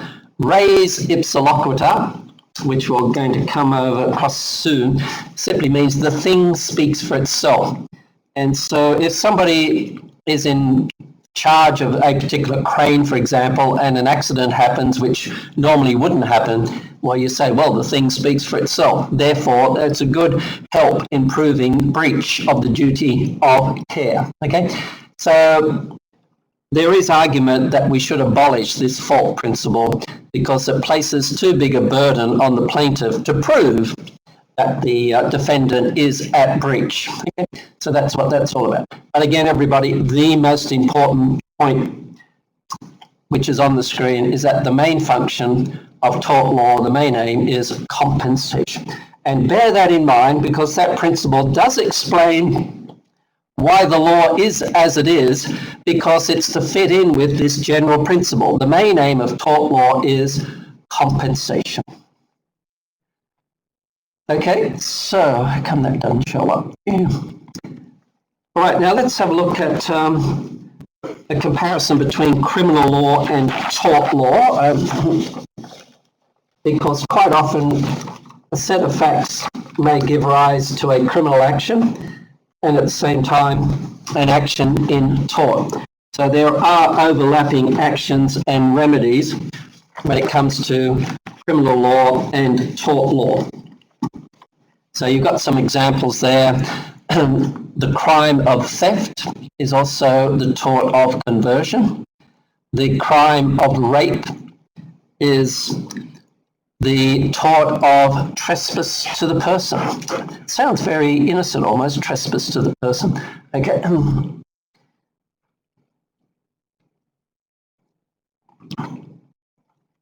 And then burglary is also trespass to land. Careless driving is also negligence, because negligence means sort of carelessness, if you like, okay? And the important thing to note about these overlapping criminal actions and tortious actions is this, everybody, in that if the defendant has been convicted of a relevant criminal offence, evidence of that conviction can be adduced as evidence in the civil action for negligence. Okay, so if a driver involved in a traffic accident who you're suing has been convicted of careless driving or dangerous driving or drink driving, you can use the fact of that conviction in your civil action for negligence. Okay, good. And that's interesting because the standard of proof in a criminal action is beyond reasonable doubt, which is a higher standard than the civil standard, which is on the balance of probabilities. Okay, so the fact that the relevant driver has been convicted of a relevant offence is strong evidence for you to produce in your civil action for negligence. Okay, so watch out for that. So the fact that there are these overlapping actions between criminal law and tort law are relevant, okay? And also another comparison, if you like, between criminal law and tort law is that in a criminal action, it's the state who initiates a criminal action. So in Hong Kong, it's HKSAR v, whoever the defendant is. V, of course, you don't say V or versus in Hong Kong. It's HKSAR and Chan, whoever's been sued. Okay. So in a criminal action, it's the state who takes the initiative, starts the criminal action, where of course in a civil action, it's the plaintiff, the victim, who initiates the civil action. So that's a difference between criminal law and tort law. And as I've already mentioned, the standard of proof in a civil action is different from the standard of proof in a criminal action. In a civil action, it's on the balance of probabilities. What does that mean exactly? The courts are not going to give you any numbers, but they'll simply say it's more likely than not. So those of you obsessed with numbers say, well, hang on, doesn't that mean 50%? What? No. Whereas beyond reasonable doubt is a higher standard. Again, the court's not going to give you a number. But it's important to note if the defendant has been convicted of a relevant criminal offence, strong evidence to produce in your civil action. Okay, you might notice in England, sorry, not England, in the US, the famous case of O.J. Simpson, the footballer, stroke film actor, who was charged with the murder of his wife and lover, and he was acquitted in the criminal action, but found liable in the civil action. And the reason is because the standards are different. It's harder to prove a criminal case than it is a civil case. All right, so there you are. That's the comparison and contrast between tort law and criminal law. What about the comparison between contract law and tort law? Well, again, there's an overlap, which we are well aware of, aren't we, having already studied contract law. There is an overlap. For example, a careless bus driver causing injury. Well, there's an overlap there between negligence and also contract law, because when you're on a bus, there's a contract. You pay your fare, and in return, the bus driver carries you to wherever you want to go. Okay. Also, there's an overlap when there is food poisoning in a restaurant. Oh my goodness. When is Hong Kong going to open up the restaurants again? I mean, I'm going to actually try and rush away from class today and try and get to a restaurant before it closes. Oh my goodness. But 6 o'clock seems an unreasonable time to close the restaurants. I know we're in a pandemic. Why not make it 7 o'clock or 8 o'clock? I don't know. But food poisoning in a restaurant could be negligence. It would also be breach of contract because you pay your money for the food, and that could be breach of that particular contract. Also, negligent misstatement, as we already saw when we dealt with misrepresentation.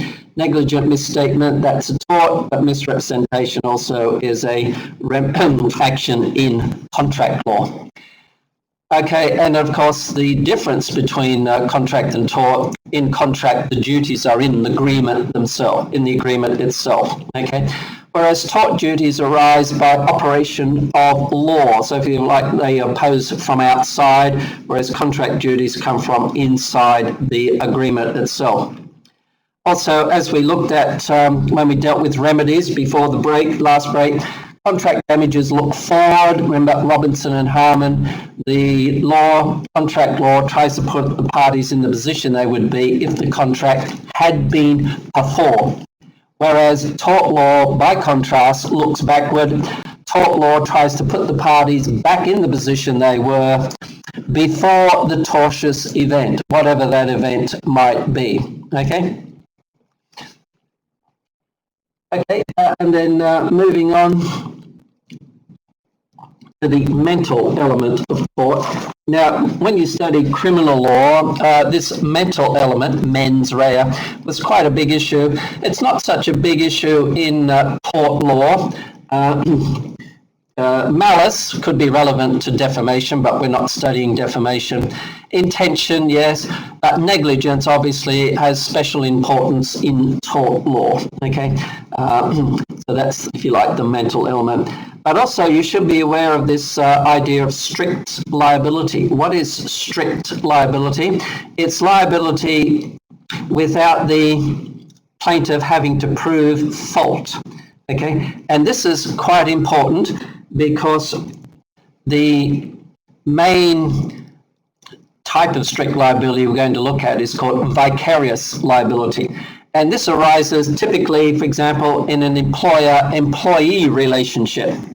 So let's say you are injured in a traffic, or injured by a driver who's sued for negligence. You can sue the driver. Okay, fine. Problem is the driver may not have many assets. So what's the point of suing somebody if, and you get judgment, if the judgment cannot be satisfied because the defendant is what we call a man of straw, it doesn't have any assets. Well, the doctrine of vicarious liability says you can sue the employer in place of the employee, okay? And so the employer is liable for damage caused by the actions of his employees acting in the course of employment. We're going to look at vicarious liability shortly, okay? And vicarious liability is very important because it fits in with the main function of tort law, which is compensation. So you could sue the driver, yes, but you're not going to get it compensated because he's got no money. You can sue the employer instead. Great, because the employer has large assets. In particular, he would have access to insurance. So watch out for this doctrine of vicarious liability. It's in nicely with this idea that the main function of tort law is compensation. All right, so the different types of torts. We'll have a look at now. Hang on, how are we doing? I think everybody, let's have a quick break first. Time for our short 10-minute break. And after the break, we'll carry on with our introductory look at tort law. Okay, so I'll put that. Here it is here. Yeah, 10-minute break.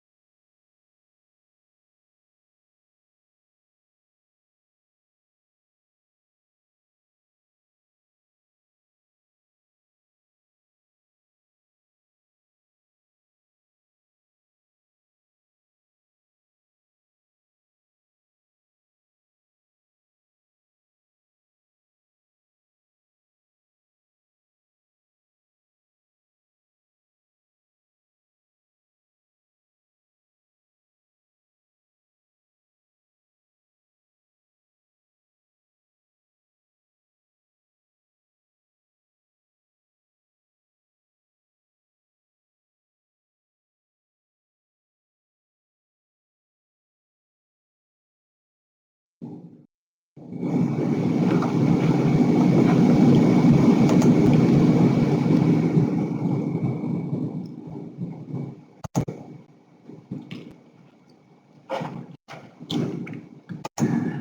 everybody, so the chat box says into the final stretch. So we shall be finishing off largely chapter 1 today, not quite. There's a topic there, pretty big topic in chapter 1 called vicarious liability, which we'll be looking at probably more, may not finish it off today, but we'll certainly will when we meet again, which is what, Tuesday, I think, next week. Okay, so before the break, we're looking at the mental element of tort. Not so important, really, not as important as in criminal law, because the main mental element in tort law will be the element of negligence, okay? Special importance for us in tort law. But also make sure you know what strict liability is. Liability means you're liable without being at fault. And the most important form of strict liability for our purposes will be vicarious liability. And vicarious means substitute liability, if you like, and it can arise in different relationships. The most important relationship we're going to be concerned with is the employer-employee relationship. But there are other relationships such as car owner, car driver, principal and agent, for example. But in the employer-employee relationship, vicarious liability means that an employer is responsible or liable for damage caused by the torts of his employees acting in the course of employment. And the two big issues in there, two big elements of that definition of vicarious liability is who is an employee, and also what do you mean by when is he in the course of employment. So we'll be looking at those two important issues when it comes to vicarious liability, which we will just about get onto today, probably won't finish it off, okay? But vicarious liability fits in very nicely with the main aim of tort law, which is compensation. Because vicarious liability means, in, let's say, employer-employee relationship, you could sue the employee if the employee has committed a tort, yes, but the employee may have no money, so you can sue the employer instead, and the employer is a much better target, and you're more likely to get your compensation. And remember, the main aim of tort law is compensation. So if you can remember nothing else today about tort law, that's it. The main aim of tort law is compensation. Okay, good. So let's get on to the different types of torts. We sort of covered these already, but this is a pretty good categorization of them. We're talking about the different types of torts, first of all, relating to the safety of the person. Obviously, negligence is what the main tort we study. Negligence simply means careless conduct, okay? And also trespass to the person, that could be dealing with safety to the person as well. We don't study trespass to the person on this course. Security of property, again, negligence is relevant, okay? Trespass to land, but we don't study trespass to land. Nuisance we do, and there are two different types of nuisance, private nuisance and public nuisance, and we'll look at the distinction between the two different types of nuisance when we get to it. Basically, with private nuisance, you can only sue in private nuisance if you own land. Public nuisance, though, you can sue even though you don't own land. So that's one key difference between private nuisance and public nuisance. Okay, there is a definition of private nuisance. Can mention it now. Private nuisance is unreasonable interference with the use and enjoyment of the plaintiff's land. Say again. Private nuisance is unreasonable interference with the use and enjoyment of the plaintiff's land. The key point is land. Private nuisance is a land ownership-based tort, and you can only sue in private nuisance if you own land. Okay, and this private nuisance is the subject of question 2 in your assignment. So that, but we don't get to nuisance until a few sessions down the road, because we study negligence first. With regard to the different types of torts, also there are torts protecting reputations. I've already mentioned these. Defamation, the two forms of defamation are libel and slander. And then economic interests, again, negligence protects economic interests because you can have a duty of care owed where the only loss is pure economic loss. Remember, pure economic loss means loss which is not the result of either personal injury or property damage. Okay. Also, there can be the tort of deceit, which is, remember, when we studied fraudulent misrepresentation. Fraudulent misrepresentation is also the tort of deceit, deliberate false statement. Okay. Again, we'll come back to the two major torts we're going to study in a moment. We're just this is all introductory stuff. With regard to what we call locus standi, who can sue in tort and who can be sued? Well, you've got this covered in your course manual on what's the page number? One moment. No, I haven't got a page number. Anyway, it's under the heading 1.4.1. I've made my numbering of my PowerPoints fit in with the numbering in your course manual. Okay, but a minor, somebody under the age of 18, can't sue in his own name. He has to sue through his parents, or if he hasn't got parents, a next friend. And he will be defended, if he is being sued, by somebody we call a guardian ad litem. Okay. Also, the government, a claimant can sue a particular government department in tort, but most actions will be taken over and defended by the Secretary of Justice. Okay. And then with regard to corporations can sue in their own name or be sued, because remember, a corporation, if you study company law, is a separate legal body. Okay, the old case of Salomon and Salomon. A company can sue and be sued in its registered name. Company, like a natural person, is the subject of the same tortious duties and will be vicariously liable for the breach of tortious duties. Okay. Spouses, and this is more family law, of course. Normally spouses can't sue another, but let's not get into that. That's more family law than what we're interested in. And then mentally incapacitated persons, they'll be represented by somebody else. And also, one important point, the second last bullet point is important for our purposes. What happens if the plaintiff is killed in a traffic accident? Well, obviously he can't sue because he's dead, but his personal representatives can take over and carry on, prosecute any action on his behalf. So actions do survive the death of the plaintiff. Okay, so this is where tort law fits in with probate and succession law. Okay, remember, somebody dies, their estate will be taken over by a personal representative, and the personal representative will either be an executor who is named in the will, if there is a will, or if there's no will, then by somebody called an administrator. So executors and administrators collectively are called personal representatives, and they will be the people who sue on behalf of the estate of the deceased person. Okay, good. And then joint court fees, again, can get a bit complicated when you're suing more than one particular person.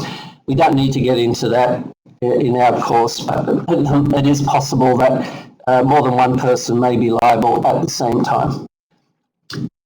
Okay, so what are the torts studied on our course? This is what we're getting into now, and the first major tort is going to be negligence. And what is the definition of negligence, or what are the elements of negligence? Well, there you are. Must know, everybody.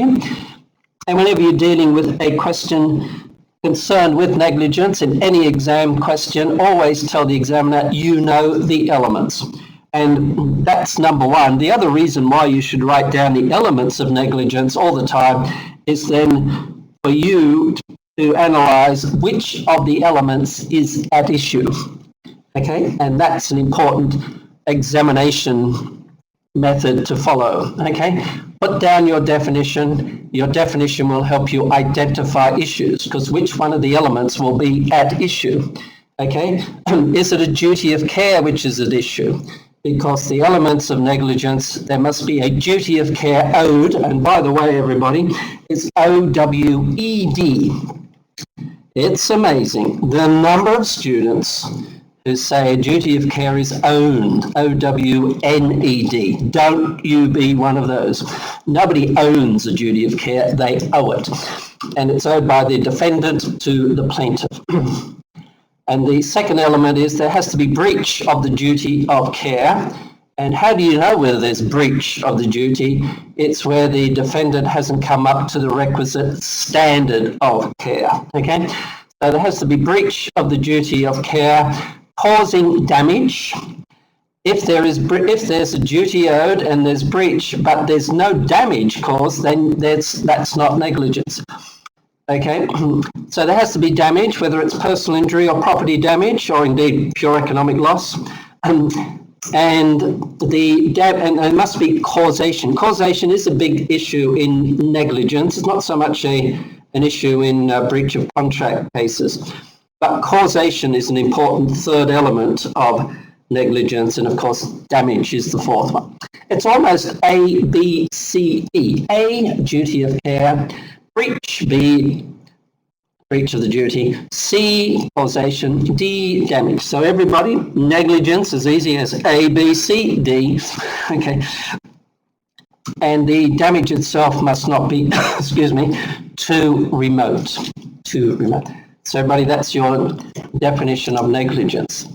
Negligence occurs where there's a duty of care is owed by the defendant to the plaintiff, and then there's breach of duty causing damage that is not too remote. Worth remembering, a must-know definition. The second must-know definition is private nuisance. When we get to it, private nuisance is unreasonable interference with the use and enjoyment of the plaintiff's land.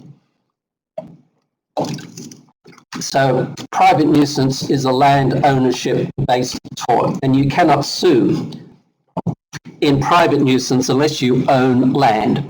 So I will have to take you through a little bit of land law when we get to private nuisance, because how do you know whether somebody has an interest in land? Okay, good. And the last tort we study is public nuisance. And public nuisance, there is a slightly longer definition of public nuisance, but the important thing about public nuisance compared to private nuisance is that in private nuisance, only a person who has an interest in land can sue.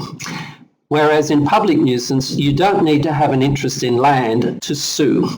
So that's an important distinction between private nuisance and public nuisance. There are other slight differences, but that's the main difference. Okay.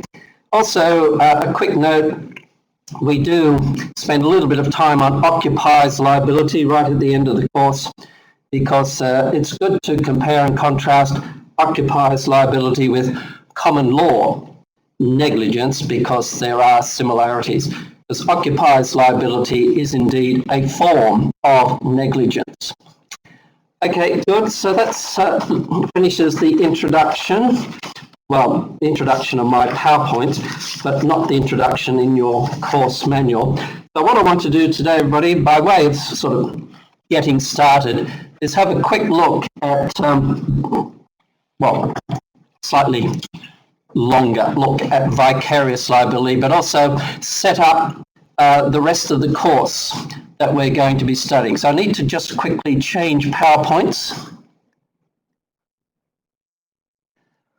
Okay, oh, that's good, well done. Okay, now what I'm going to deal with here, everybody, is the order of topics we're going to cover for the rest of the taught part of the course, and dealing with vicarious liability, start off with two. Now, let me talk a little bit about the order of topics. So today we'll get started on vicarious liability. May or may not finish it off. We'll go some way to finishing it off, probably not completely. Okay, and the reason why I cover vicarious liability first is because it's covered in chapter 1 of your books, which is slightly odd because In other books, they deal with vicarious liability after they've covered negligence. After they've covered negligence. But I sort of bowed to the order that's in the course manual, so I'll deal with vicarious liability first. Okay, good. And vicarious liability is a good topic because, number one, there's a must-know definition. There's some interesting cases, and it's a good illustration of what strict liability is, and it's a good illustration of the application of the main function of tort law, which is compensation. Okay, good. So we're going to deal with duty of care first, and that will be following the order that's in your book. And so we'll be dealing with chapter 2, which sort of makes sense. Good.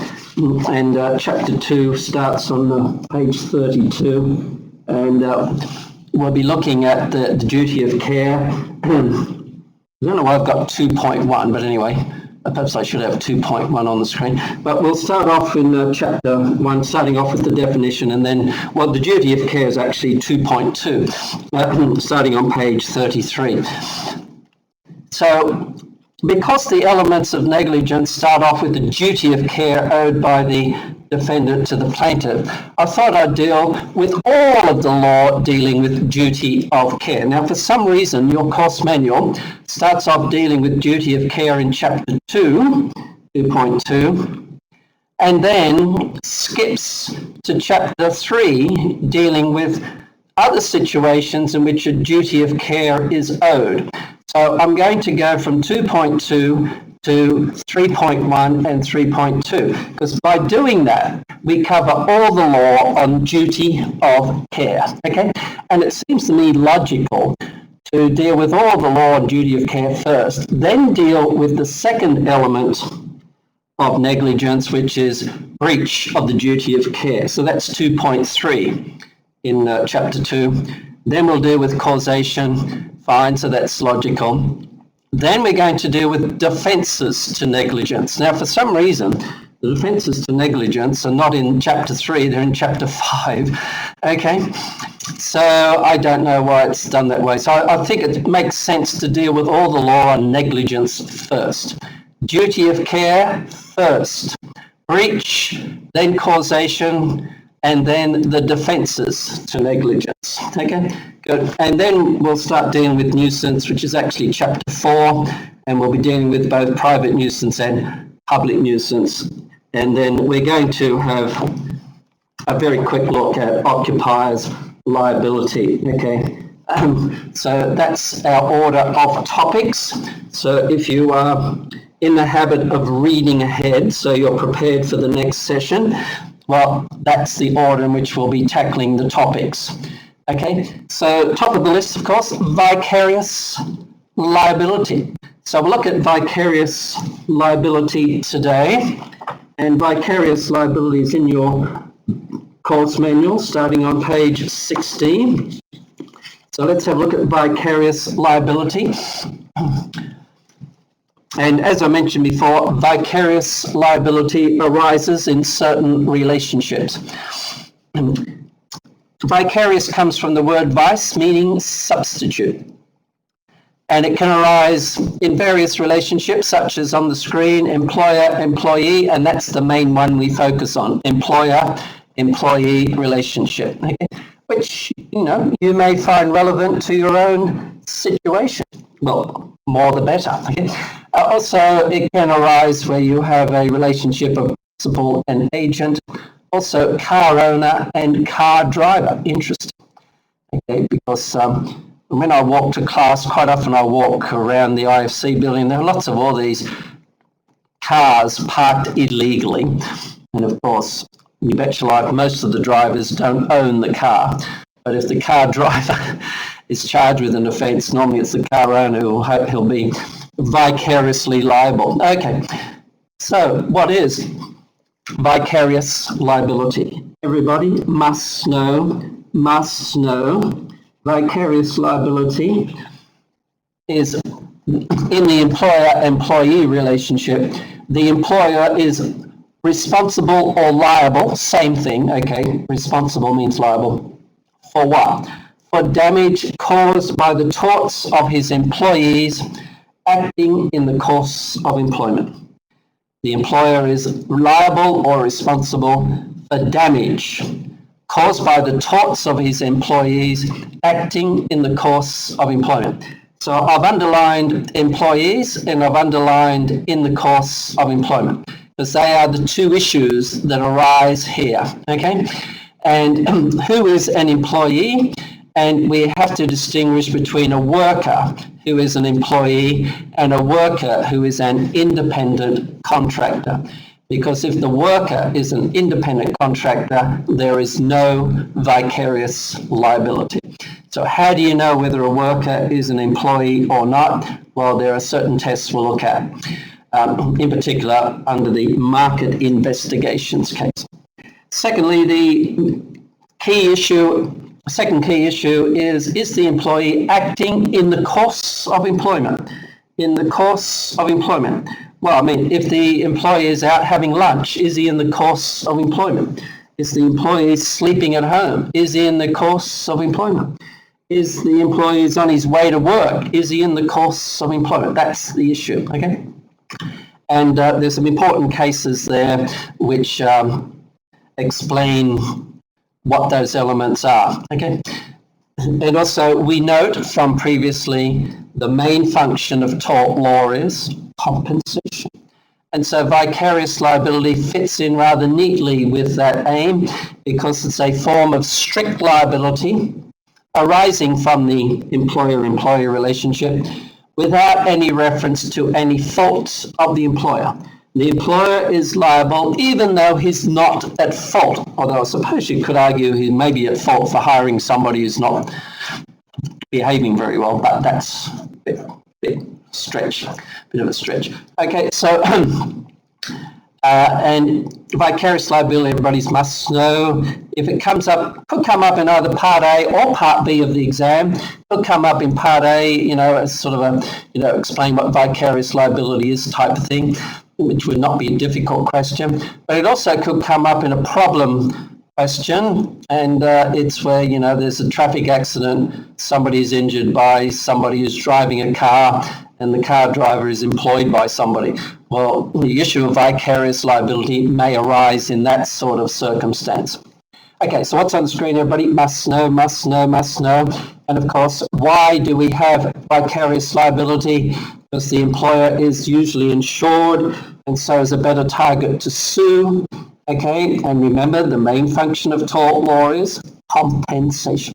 Also, another justification for imposing vicarious liability is that the employer profits from the employee's activities, so should also bear any losses caused by his employees' activities. Okay, all right.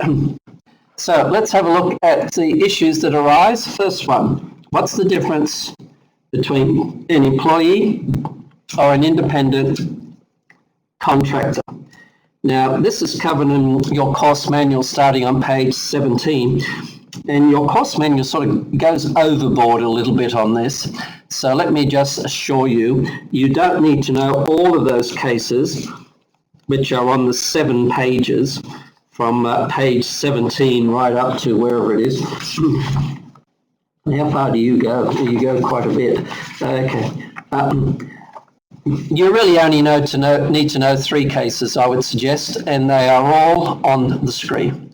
Okay, good. So what's the difference between an employee or an independent contractor? The test is the person, the worker, in business on his own account? Is the worker in business on his own account? And you notice that is contained on page 19 of your course manual, 3rd last paragraph, and highlight market investigations, which actually is mentioned on page 18 as well. But market investigations is the leading case in this area. In market investigations, the court laid down the so-called control test. An independent contractor, IC, is a person in business on his own account. A person in business on his own account.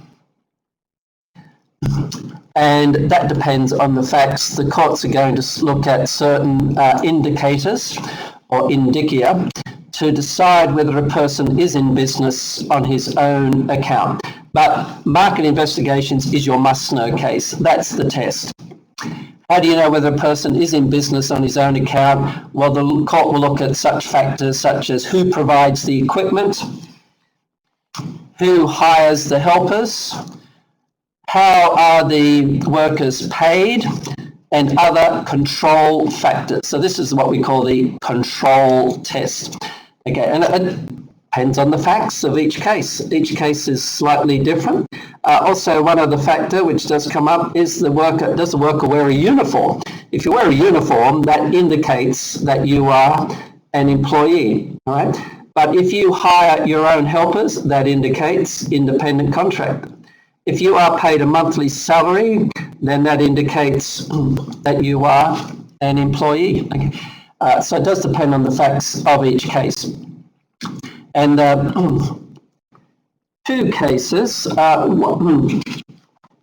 which both go to the Privy Council, and they have contrasting results. One is called Lee Ting Seng. And Lee Ting Seng, I don't think is in your course manual. Let me check my notes on this. No, Lee Ting Seng is on page 18. Oh, is it? Okay. Yeah, Lee Ting Seng on page 18. I can't find it. Well, but the other case is on page 18, and that's Cheng Yun and Royal Hong Kong Golf Club. Okay. Market investigations on page 18. Lee Ting Seng's not in your course manual, which I think is a shame, because when I go through the facts, I think you'll agree with me, it should be in your course manual, because Lee Ting Seng can be contrasted with Cheng Yun. They are both cases that went all the way to the Privy Council, PC, Privy Council, but the results are opposite, even though the facts are reasonably similar. Okay, so let me go through Cheng Yun. So yeah, Cheng Yun first, because that's the one that's in your course manual on pages 18. Okay, no, on page 19. Sorry. In Cheng Yun, he was a golf caddy, and he was not a young golf caddy. He's 82 years old. Okay. And he sued the Royal Hong Kong Golf Club, which is now just the Hong Kong Golf Club, because no longer royal after the handover. And he claimed compensation from the golf club, but he could not get compensation under the Employees Compensation Ordinance. Now, there is that legislation in Hong Kong called the Employees Compensation Ordinance, but you can't claim under the Employees Compensation Ordinance unless you are an employee. While this wasn't strictly speaking a vicarious liability action, it does focus on who is an employee. So Cheng Yun claimed he was an employee, and he sued the golf club, but the golf club resisted this. And you'll notice that Mr. Cheng won in the Labour Tribunal, LT is Labour Tribunal, and also won in the High Court, went on appeal to the High Court, won in the High Court. But then, of course, the golf club appealed again because it got plenty of money, and poor old Mr. Cheng lost in the Court of Appeal. But then he appealed all the way to the Privy Council, packed his bags, flew to London, and lost again in the Privy Council. The Privy Council finally decided that poor old, and indeed was old, Mr. Cheng was only an independent contractor. He was in business of his own account. Therefore, he could not claim compensation under the Employees Compensation Ordinance because he was not an employee. So poor old Mr. Cheng lost. By contrast, Mr. Lee Ting Seng went through the same courts. He lost in most of them, but finally appealed to the Privy Council and the Privy Council agreed that Mr. Lee was indeed an employee. Okay, the court looked at the indicators, the factors, and on the facts of this particular case, Lee Ting Seng, the court found that the worker was not in business on his own account. Therefore, he was an employee. And I always like to say about the Lee Ting Seng case is that Mr. Lee lost in the lower courts. So what was the result? Sadly. He then wins, finally, in the Privy Council. So it ends up happily. Ta-da! So I like that because it reminds you what the end result is. It was a happy ending. It was happily. Okay. And I like these two cases because they both go all the way to the Privy Council, roughly the same time, Lee Ting Seng slightly earlier, but opposite conclusions. Okay. And so I like these two cases. Cheng Yung is in your course manual. I think Lee Ting Seng should be in your course manual because it's an interesting one, certainly an interesting one by way of contrast. I made a little note at the bottom here is that also in an employment agreement there should be some sort of written document, okay, and this would make it clear whether the person is indeed an employee or not. But sometimes it's not clear. Is the worker an employee or independent contractor? May not be clear. The test is the market investigations control test. Is the person, the worker, in business on his own account? If he is an independent contractor. If not, he is an employee. So they're the only must-know cases on this issue. There are lots of cases in your course manual on this. These are the only three I would say must know. Okay?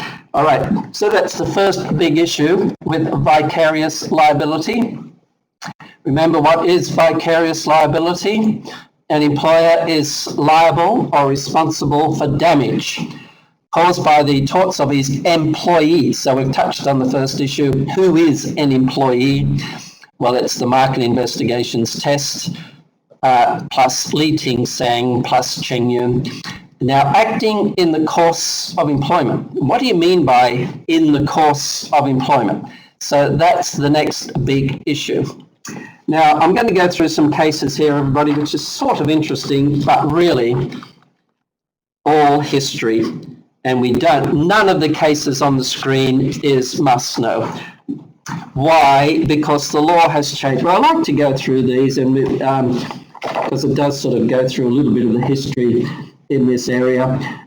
Story and Ashton is in your course manual on page 28. But the other one's sort of interesting. In a Story and Ashton, it's somebody who was driving a vehicle and an employee cycled across the employer's premises at the end of the working day to collect his wages from a paying office. Although it was already after business hours, the court held that the cycling was an act incidental to his employment. Okay. Again, it depends on the facts of the course, facts of a case. Okay. Rose and Plenty is another case, again, not in your course manual. It's somebody who, I think it was on a milk run, and he gave somebody a lift when he was driving the milk cart, and there was an accident. Was that employee in the course of employment? The court said yes, he was in the course of employment because the passenger was helping him do his job. Okay. And another case was an interesting one, Young Conqueror case. Here's a good one, everybody, and this is probably a good one to finish off with today.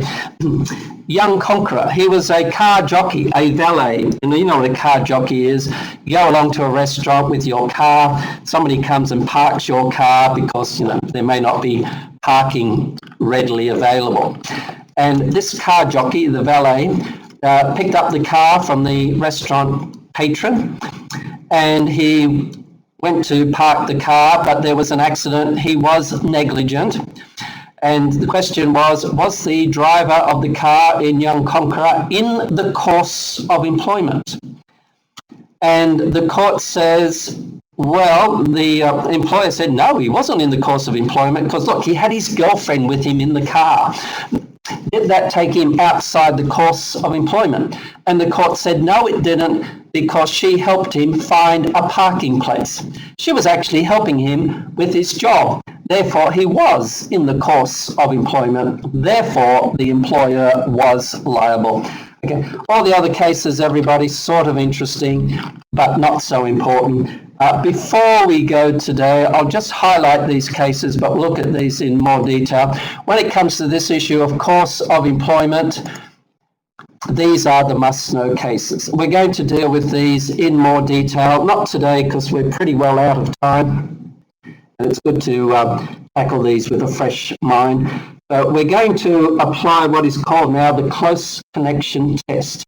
The court will decide whether the employee is in the course of employment by applying the test that's on the screen.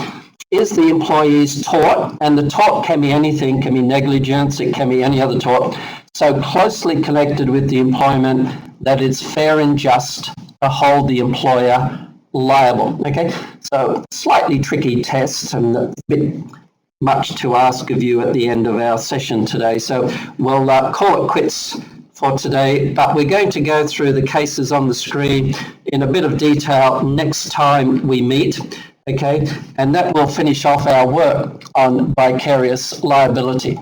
Okay, so don't forget the must-know definition. That's the important point first. And then we will need to review this next time we meet. But remember the two key issues with vicarious liability in the employer-employee relationship. Is the worker an employee? Question mark. We've covered that. The next question will be, how do you know whether he's acting in the course of employment? And that's going to be Lister and Hesley Hall and also the Ming An insurance case. They are the two leading cases on whether the employee is acting in the course of employment. Okay, everybody, so that's pretty good progress today. So when we meet again next Tuesday, we shall be reviewing what we covered today. In particular, we'll be finishing off vicarious liability. And remember the order of topics after vicarious liability. We'll be dealing with duty of care first in its entirety. Okay, so that's 2.2 plus 3.1 plus 3.2. They all deal with this first element of negligence, namely, is a duty of care owed by the defendant to the plaintiff. Okay, so that's the order of topics. Finish off vicarious liability on Tuesday, and then we'll get on to negligence, duty of care. Okay, thank you very much, everybody. Thank you for your attention. Have a good weekend. Stay safe. And then I'll catch up with you next time we meet, which will be on